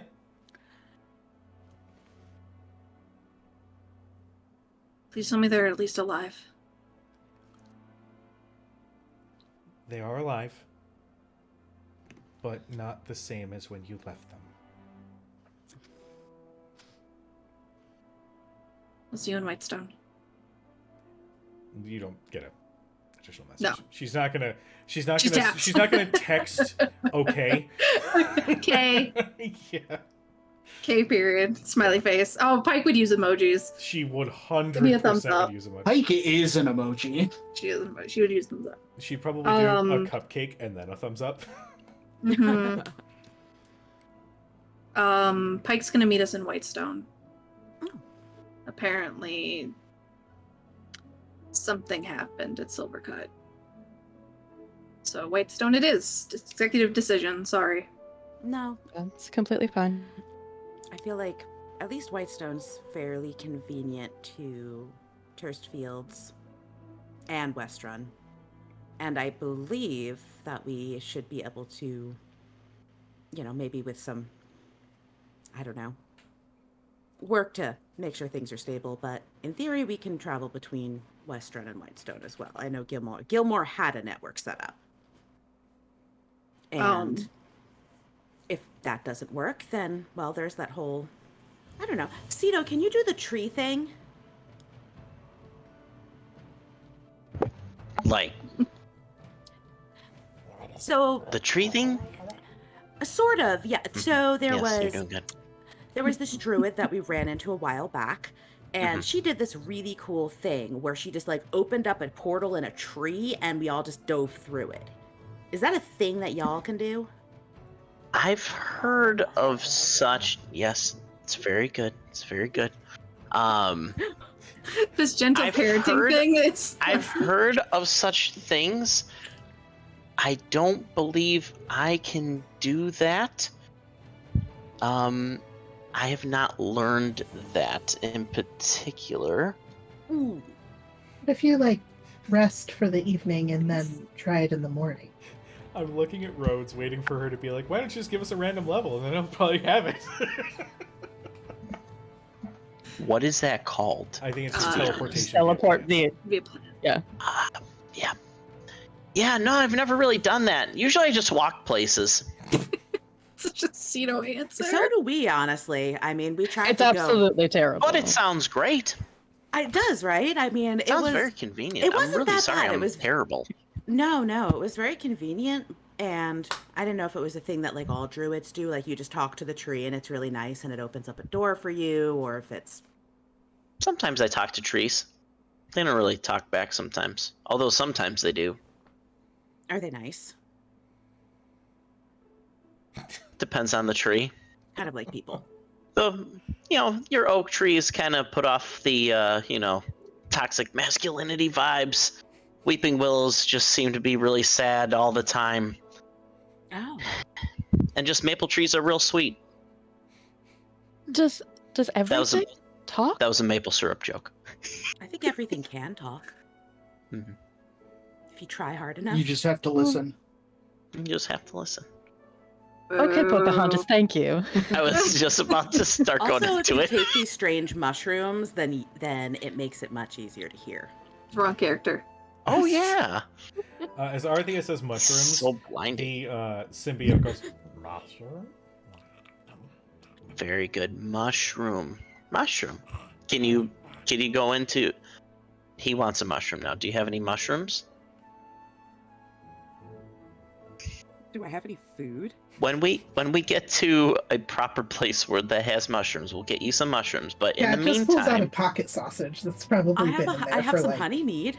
weeks. try it. Sure, give it to him. It's here, buddy. Would you like to try? Here you go. Isn't it a child? How much do you give It's- him? It's probably a. I feel like this would be it's just a cap full. Okay. Because it's a baby still, it's small, It's just a right? little It's not. baby. How much bigger is it than it was when Cito got it? It's grown by 5%. It's like a not football size now? It's Okay. it can still fit in the palm of your hand, and then some, just a little bit. You grow a little bit Okay. after the watermelon. Okay. You feed growing. the capful. Yeah.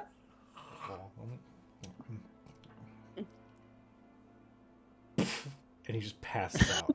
Oh. He is still suctioned to your arm, but he is now just like I just like imagined like he's a wacky inflatable arm flailing tube man right now. And then if you move, you he'll know what just- I imagined? I imagined like really cooled Alfredo sauce that I was just trying to scoop back up. Makes I hate it. 12. Where's the other one? I had another D12. Where did it go? God, there's a gust of wind. Cedar just goes flying overboard. You take 50 points of plot damage and fall off the ship. Oh, God. Goodbye, cruel world. Like, I will say, with the honeymead, his sort of black ichor-like consistency and color lightens just a little bit. Oh. Now it's very, very dark brown and not black. Ew.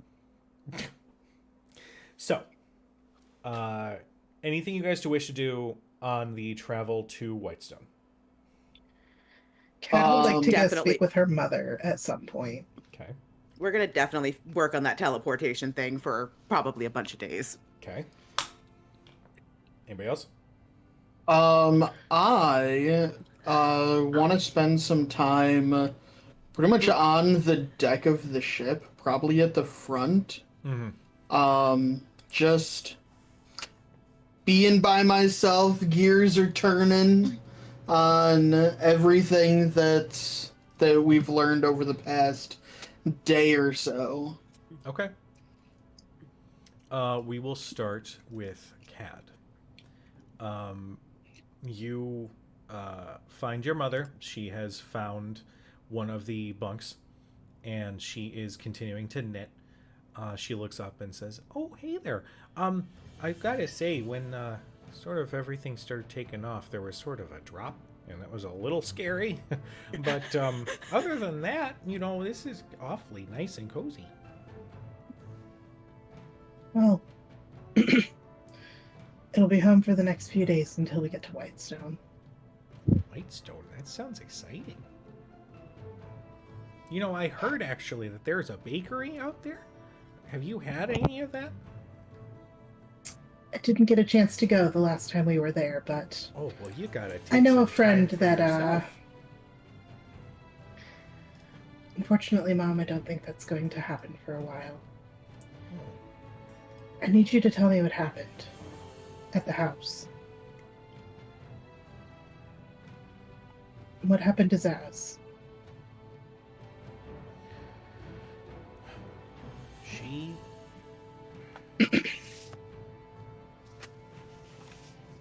She showed up with friends. Well, I wouldn't call them friends. They didn't look very friendly. She looked different. Her skin, she didn't look like she was getting a whole lot of sun. Her hair was kind of straw-like. I told her, hair care is important, especially for us Susaks. I mean, if you don't get the right hydration method and process in, they can just cause all sorts of problems. You might get some hair loss. Mom. Just She was looking for you. She said that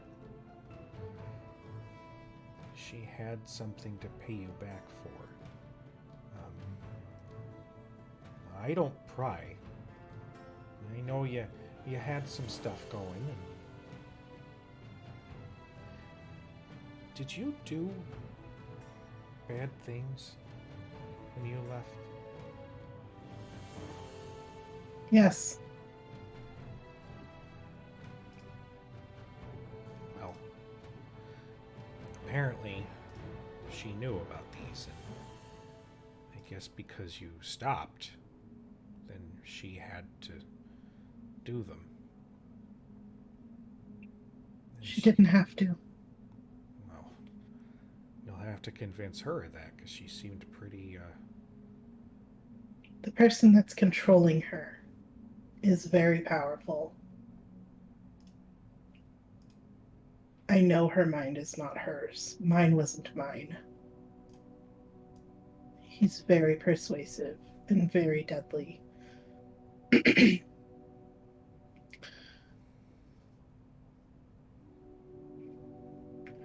It's my fault that she was taken, but... well... it's not my fault. They went after her because I left. this is true. I mean, just from what you said, I mean, if this, big bad guy is very persuasive, then, you know, at its core, the actual person with fault is this. And she kind of like looks around, making sure nobody's around. Asshole. Pardon my language. But this is not on you. And clearly, I mean, you were able to kind of snap back into reality, you know? I mean, if you could, then she could do the same. And I love my daughters very dearly. And she says that as she's like pulling you into a hug. But I also know that you are some of the strongest people I've ever met. His control over her is different. I can get her back, I will, but I don't know what will happen. I don't know if she's gone or not, but you know the things I've always been able to do with spirits and death. Yeah, it's a little morbid, I'm not gonna lie, but it is impressive. Saz and I weren't the same. That's why he wanted me. Well, He wanted her to teach me a lesson.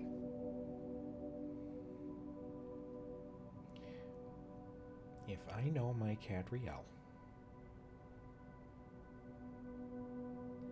I believe that you will do everything you can, and then some,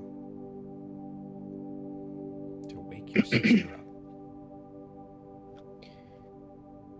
And if I know my Zaz, as angry as she may be, she always looked up to you.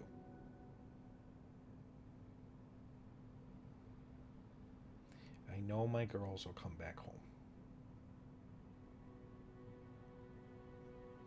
Because the alternative just doesn't make any sense.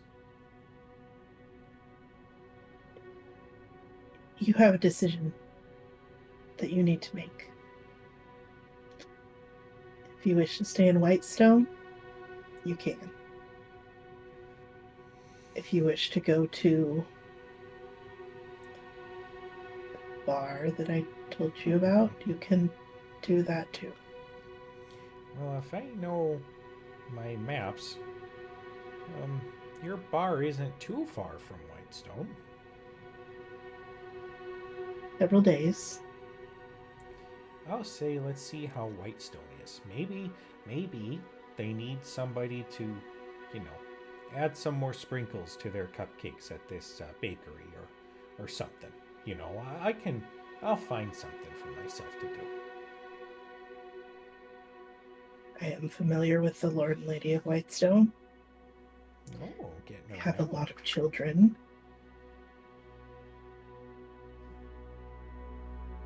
I might be able to ask if you can stay.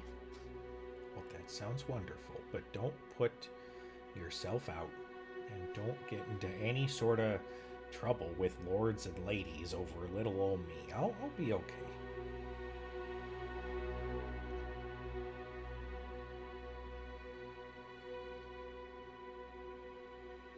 Right now,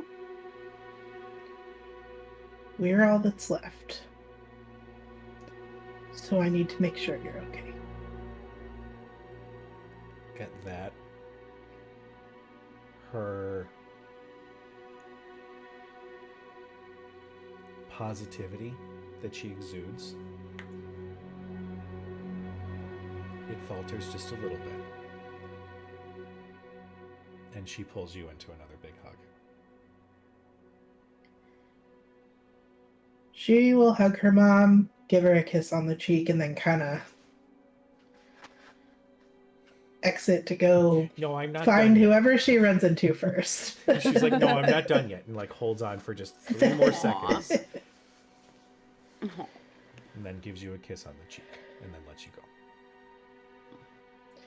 You know, if the captain and Evander don't mind you using the galley, Arthea really liked those lemon squares. Say no more. I will get started right away. And she like excitedly ventures off to feel like she's got something that she can do to bring some sort of happy to everybody. So she is gonna beeline. Aw. Kat knows that Thurston and Arthea are probably still in like the nerd hold, so she'll go find Faraday. Okay. Oh God. Faraday. Faraday is, after telling Marin that we were going to meet where we met the first time, for the most part, kind of like Dermot, she has holed herself in the crow's nest, and has pretty much been hanging out there. I will say that your response from Marin is, oh, thank God I don't have to move. Great. And the message ends. Poor Marin. Baby, I'm coming! We're coming!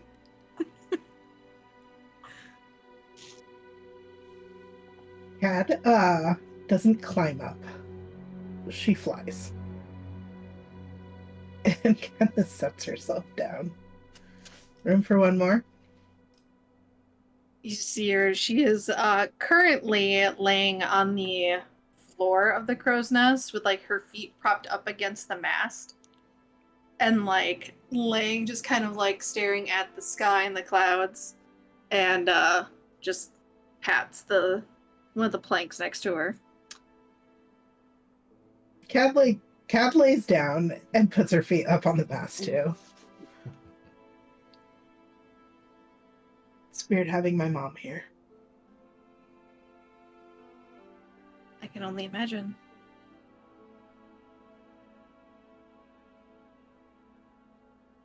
Can I ask you what it was that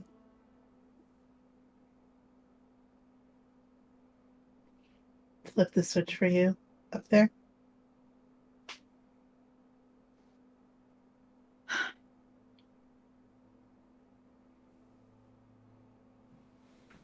I saw a face I thought I had forgotten. I had forgotten. And with that,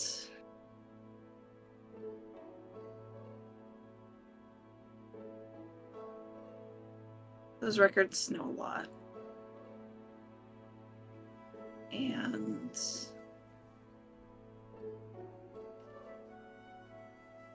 she goes quiet for like a good like full minute. She goes quiet, and you can see she's like chewing over what to share. Before she says, You don't have to talk. You can tell me to fuck off, and I'll pull a bottle of the mead out of the bag of holding, and we can get good and drunk.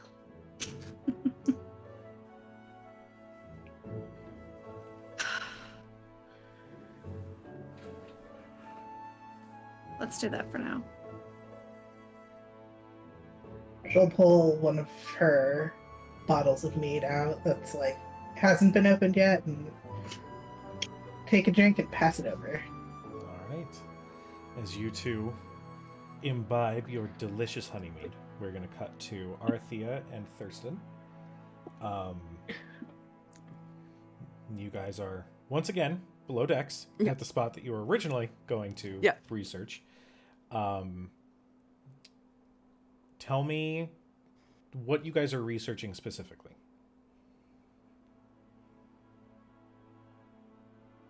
Well, we have an equation Yes. that Thurston copied down that allows you to.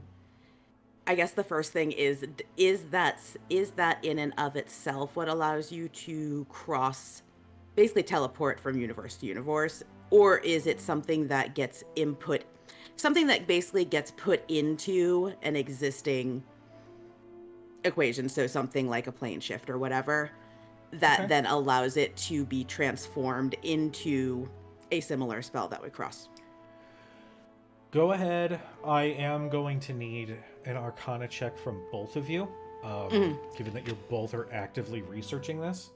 Let me know. We have like every note possible. I feel like anything we have that does anything similar. Arcana check. Mm, Plus 10. 11. Okay. 26. Okay. As usual, Arthea comes through with an absurd roll. Nothing I can do. My magic works differently, okay?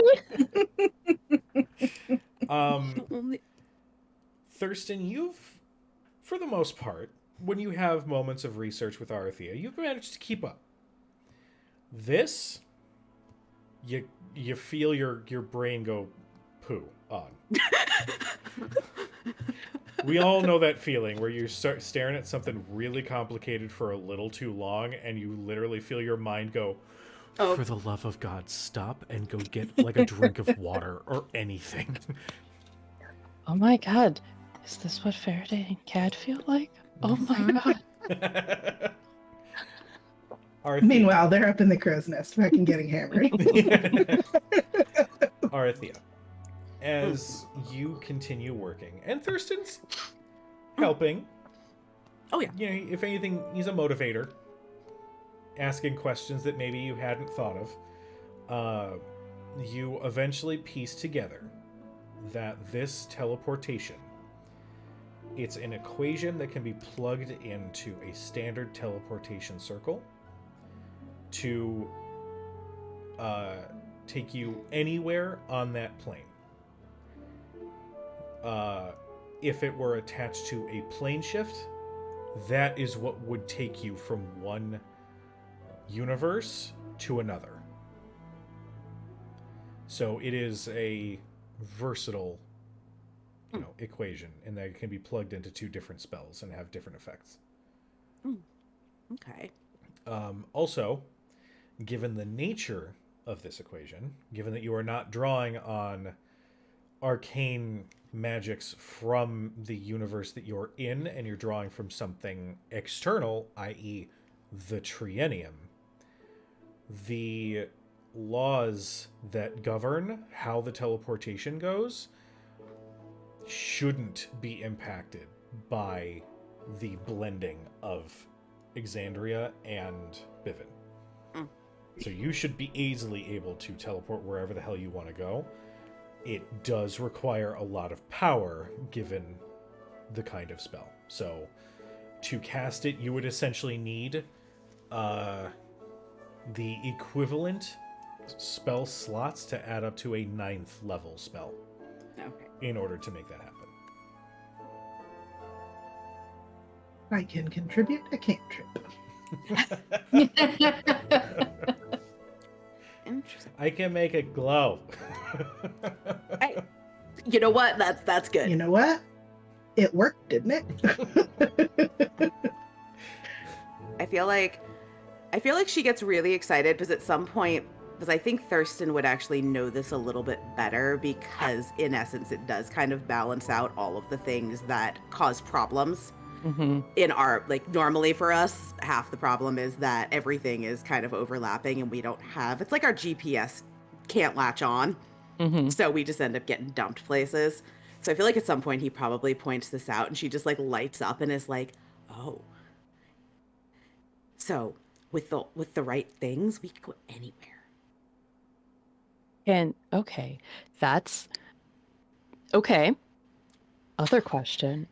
Can we go Any when? when? With a 26 Arcana roll, you are only able to travel to a location.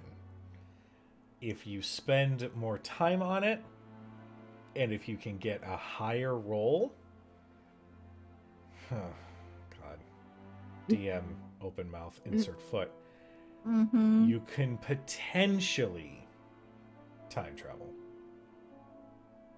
Potentially.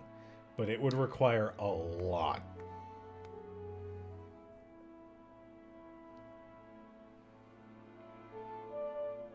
I feel like we could probably figure it out. I think so. What if you? Oh, Steve's does real the quick. power? Arthea has rolled 2 natural 20s this session and gotten a 30. So, yeah, there is a higher roll than a 26. This is true. I have plus 10 Arcana, so I could go higher.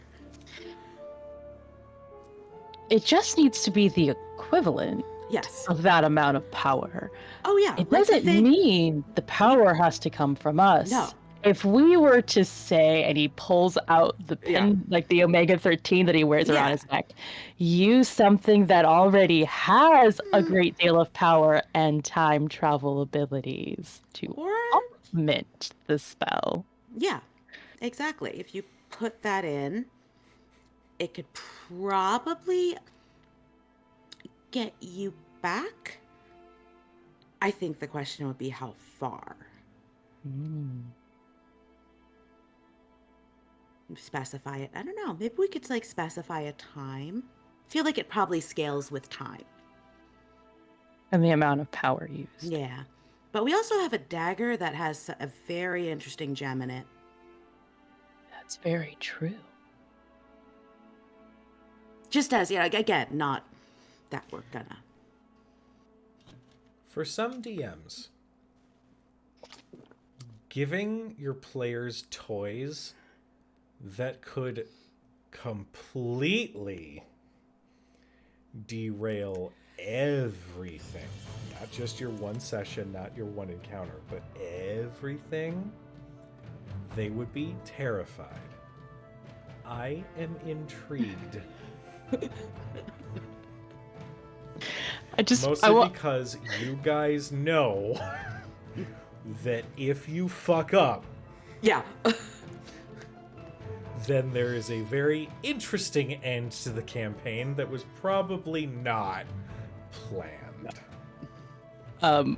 I'm just imagining while this is happening, there's someone, I don't know who, but someone in Vasselheim that's just like, and this is why we hate Arcanist. Why are they going down this road? No, this is someone like 400 years from now in Vasselheim teaching at the temple about that time.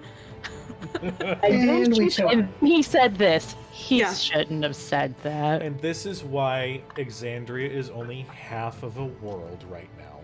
Uh-huh. Right. This is why the Age of Arcanum died, kids. Is this conversation in the hull of this ship? Uh-huh. Is conversations like this. Uh-huh. I mean... Hold on, let me go call Brennan Lee Mulligan to see if he can run another Calamity miniseries. Uh-huh. It's fine. I mean, technically, it could be fun. Okay.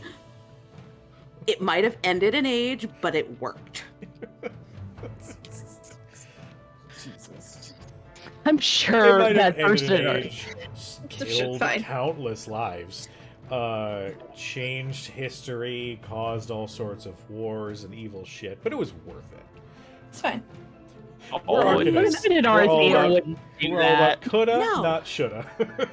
I feel like there's like the subjective morality part of it, which is like, should you really have done this? And then there's the objective part of it, which is, did the thing function in the way that it was designed to? And yes, it did.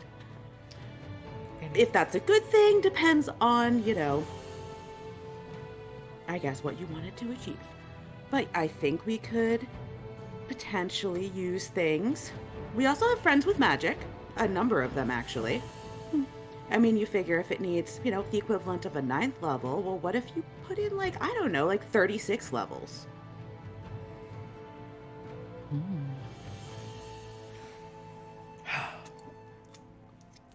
This pinata is the word. And here's this shotgun.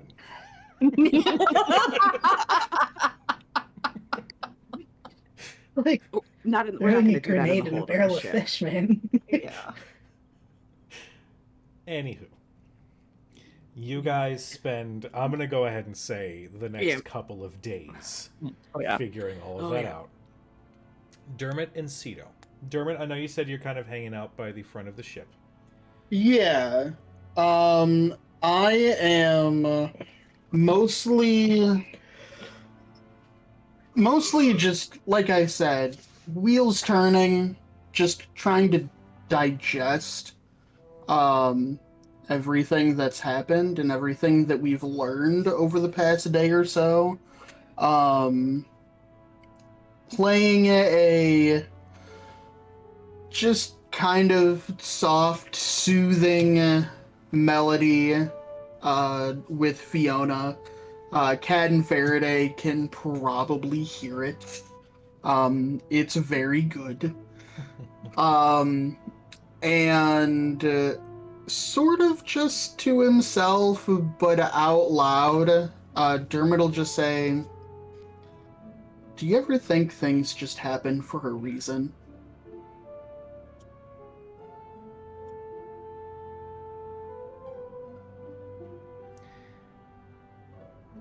You say that out loud. And you are left. Well, I leave that up to you on how you feel with regards to that, because that's not my job as a DM. But Does Fiona say anything in response? Fiona. Well, I'd like to think so. I think everyone would like to think so. I like to think that you and your friends discovering this, I think it was meant to be.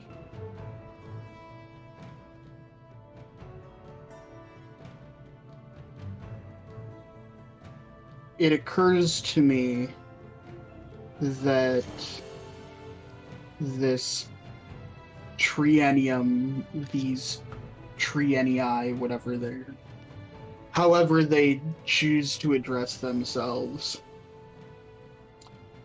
could have been everything we ever wanted.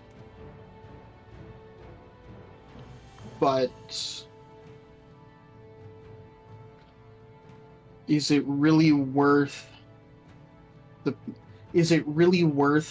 cost that comes with associating with them? Well, the same could be said about the Fae. Or the lords and ladies of this land. Ultimately, I believe that in order for something to get better, there needs to be someone who says something has to change. Also, I love that my Mrs. Doubtfire is slowly fading away as I talk, but we're just going to keep going with it. That's fine. And ultimately, if this is something you want to pursue,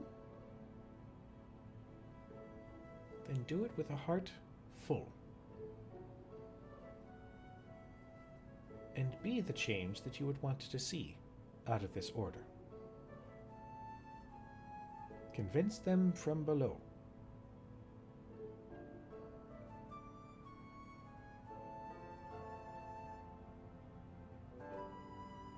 I think the first and harder task would be convincing my friends that I haven't lost my mind. Although, if your goal is a bar crawl, it's one thing to do a bar crawl across the city, one city in one night.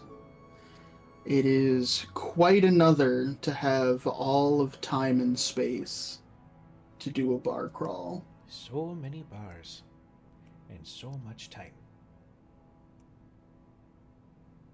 That would be hard to argue with. Sounds like fun. And if I have to take notes along the way. Oh dear.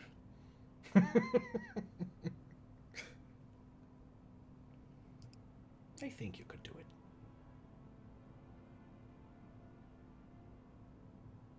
And You there's think only- any of them would come with me?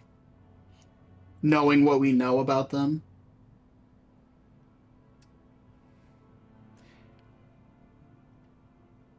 Ultimately,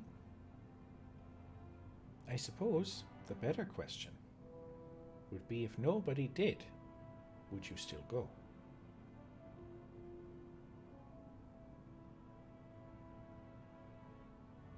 That is an excellent question. I'm not entirely sure. I'd say either decision is a good one. Because you're following your heart one way or the other. And I'm just along for the ride to play some good music. Aren't we all? And I will change the tune to something a little bit more upbeat, a little bit happier. Sounds good. Cedo, is there anything that you wish to do aboard the airship in these next couple days? A couple things. Well, first off, after Boogu gets a little shwasted, I'm gonna go find like a random pile of like ropes. I'm assuming there's probably just some ropes on the deck or something. I'm gonna just kind of lay in them, just enjoy the sky and everything around me, and just let Goobu kind of sleep off his drunkenness. And then, oh, it's okay, buddy. It's okay. A good lesson was learned today. It's okay. You don't just take random drinks from people, okay? It's not good. Can't do that, bud. It's okay though. It's okay. I also want to because I haven't talked to her in a while, I'll just kind of check in with Persephone. You hold on to that beautiful stone, and you feel this musical warmth kind of fill your mind. Oh, well, it's been an eventful couple of days, it seems. Yes, it has. How have you been? Oh, well, observing from your pocket. And, sorry, there's a lot of lint in there, and Oh. seeds, and probably some leaves, and it's better than being covered maybe in some dust. dirt. Yeah. You know what? That's a good point. Hey, I got a new little pet. His name is Goobu. He's a symbiote. I don't know if you've ever heard of those, but I have not. They sound like so much fun. yeah. I don't know. Can I show her Goobu at all? Like, how does that work?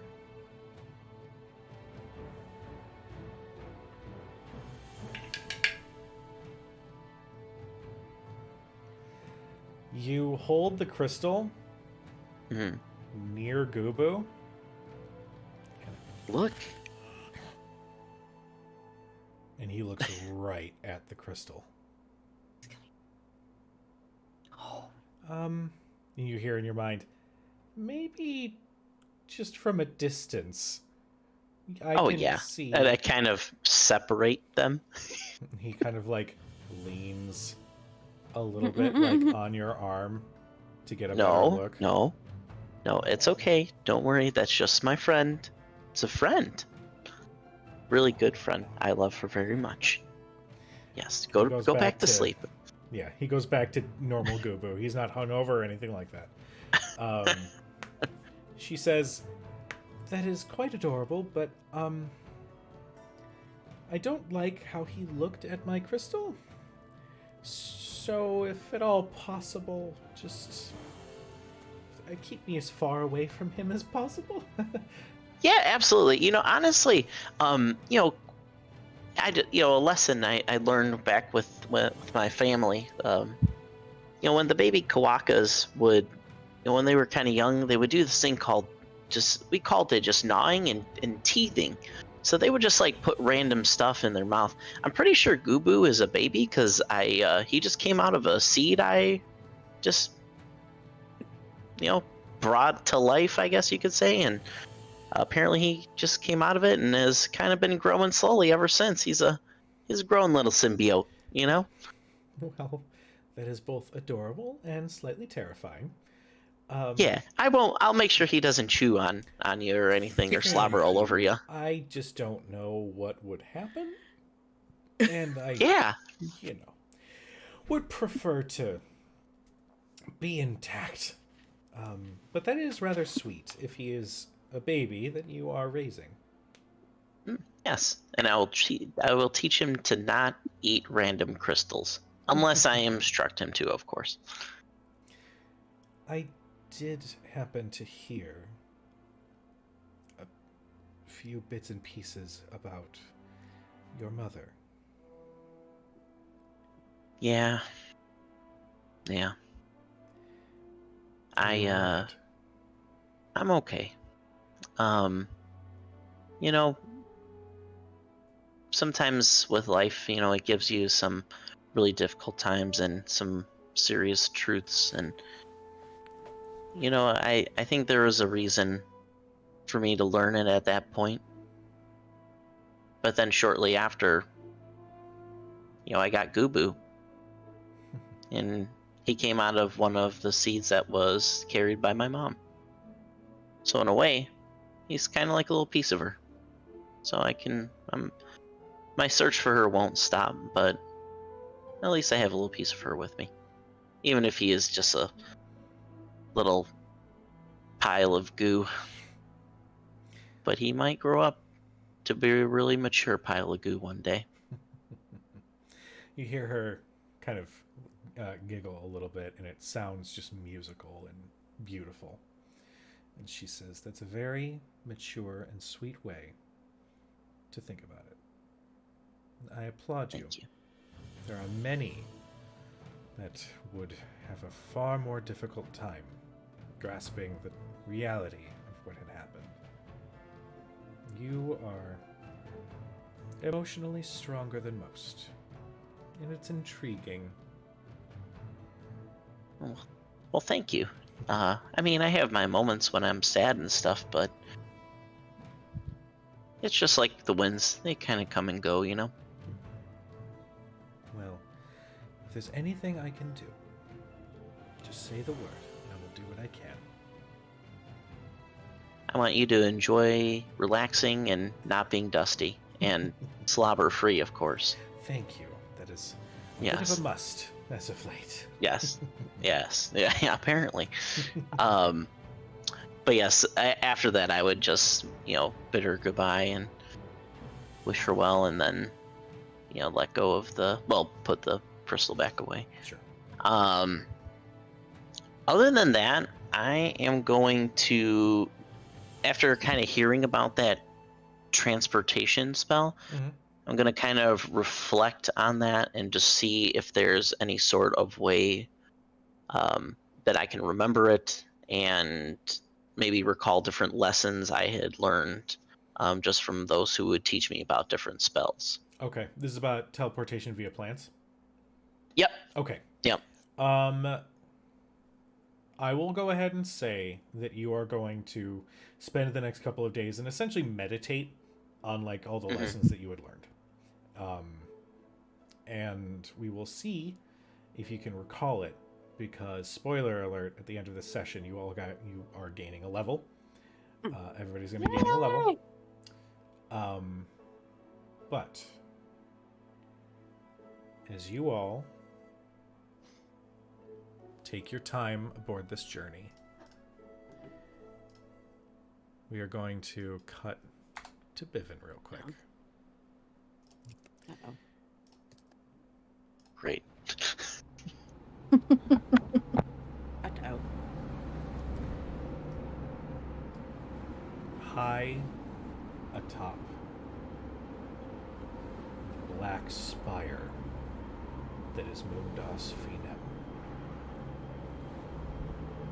His throne is wreathed in darkness. He sits wearing robes of crushed purple velvet, with stretched skin over bone, with strange golden implements attached to his skeleton, as he now openly displays his appearance.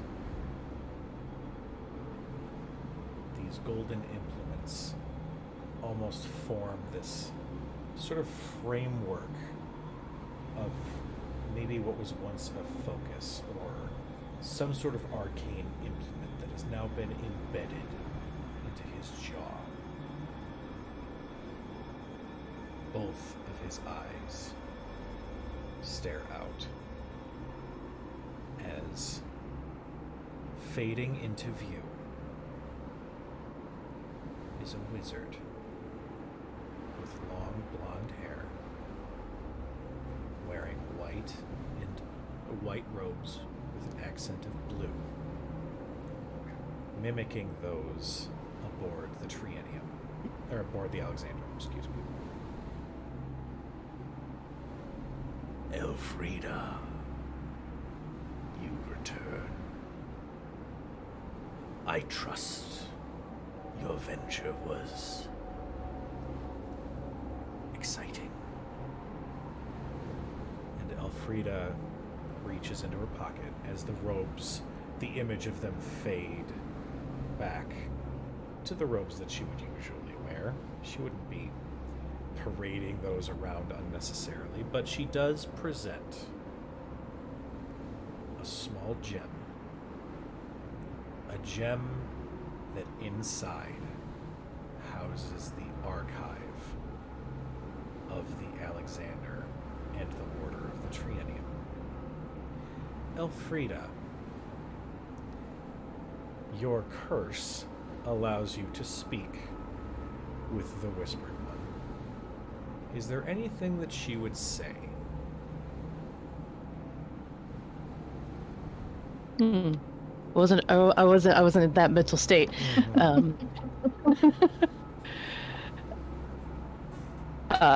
She'll hold up the crystal and say,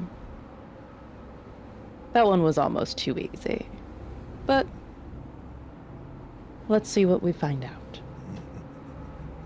He moves his hand and the crystal levitates from her palm and hovers just in front of his eyes.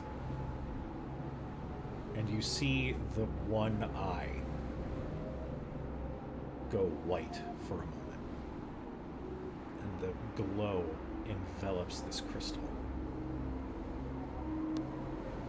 And he gestures with his hand.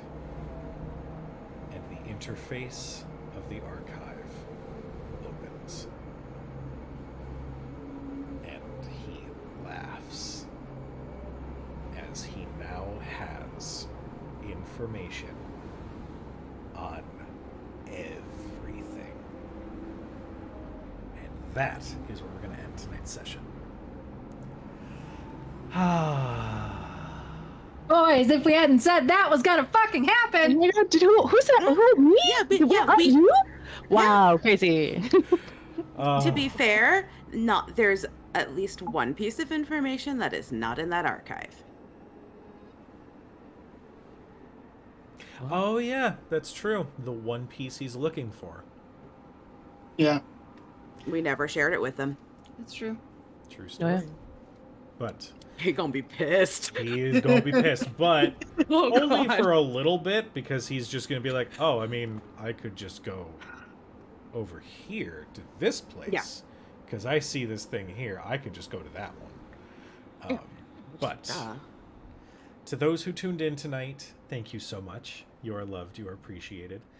I think this officially ends the lore dump series of the last couple of sessions. So the next ones should be a little bit more grounded in terms of what needs to be done in what order. So thank you guys so much. We love you. We appreciate you. Yes. Follow our socials, and we will see you guys next week. Bye, everybody. Okay, bye. Bye.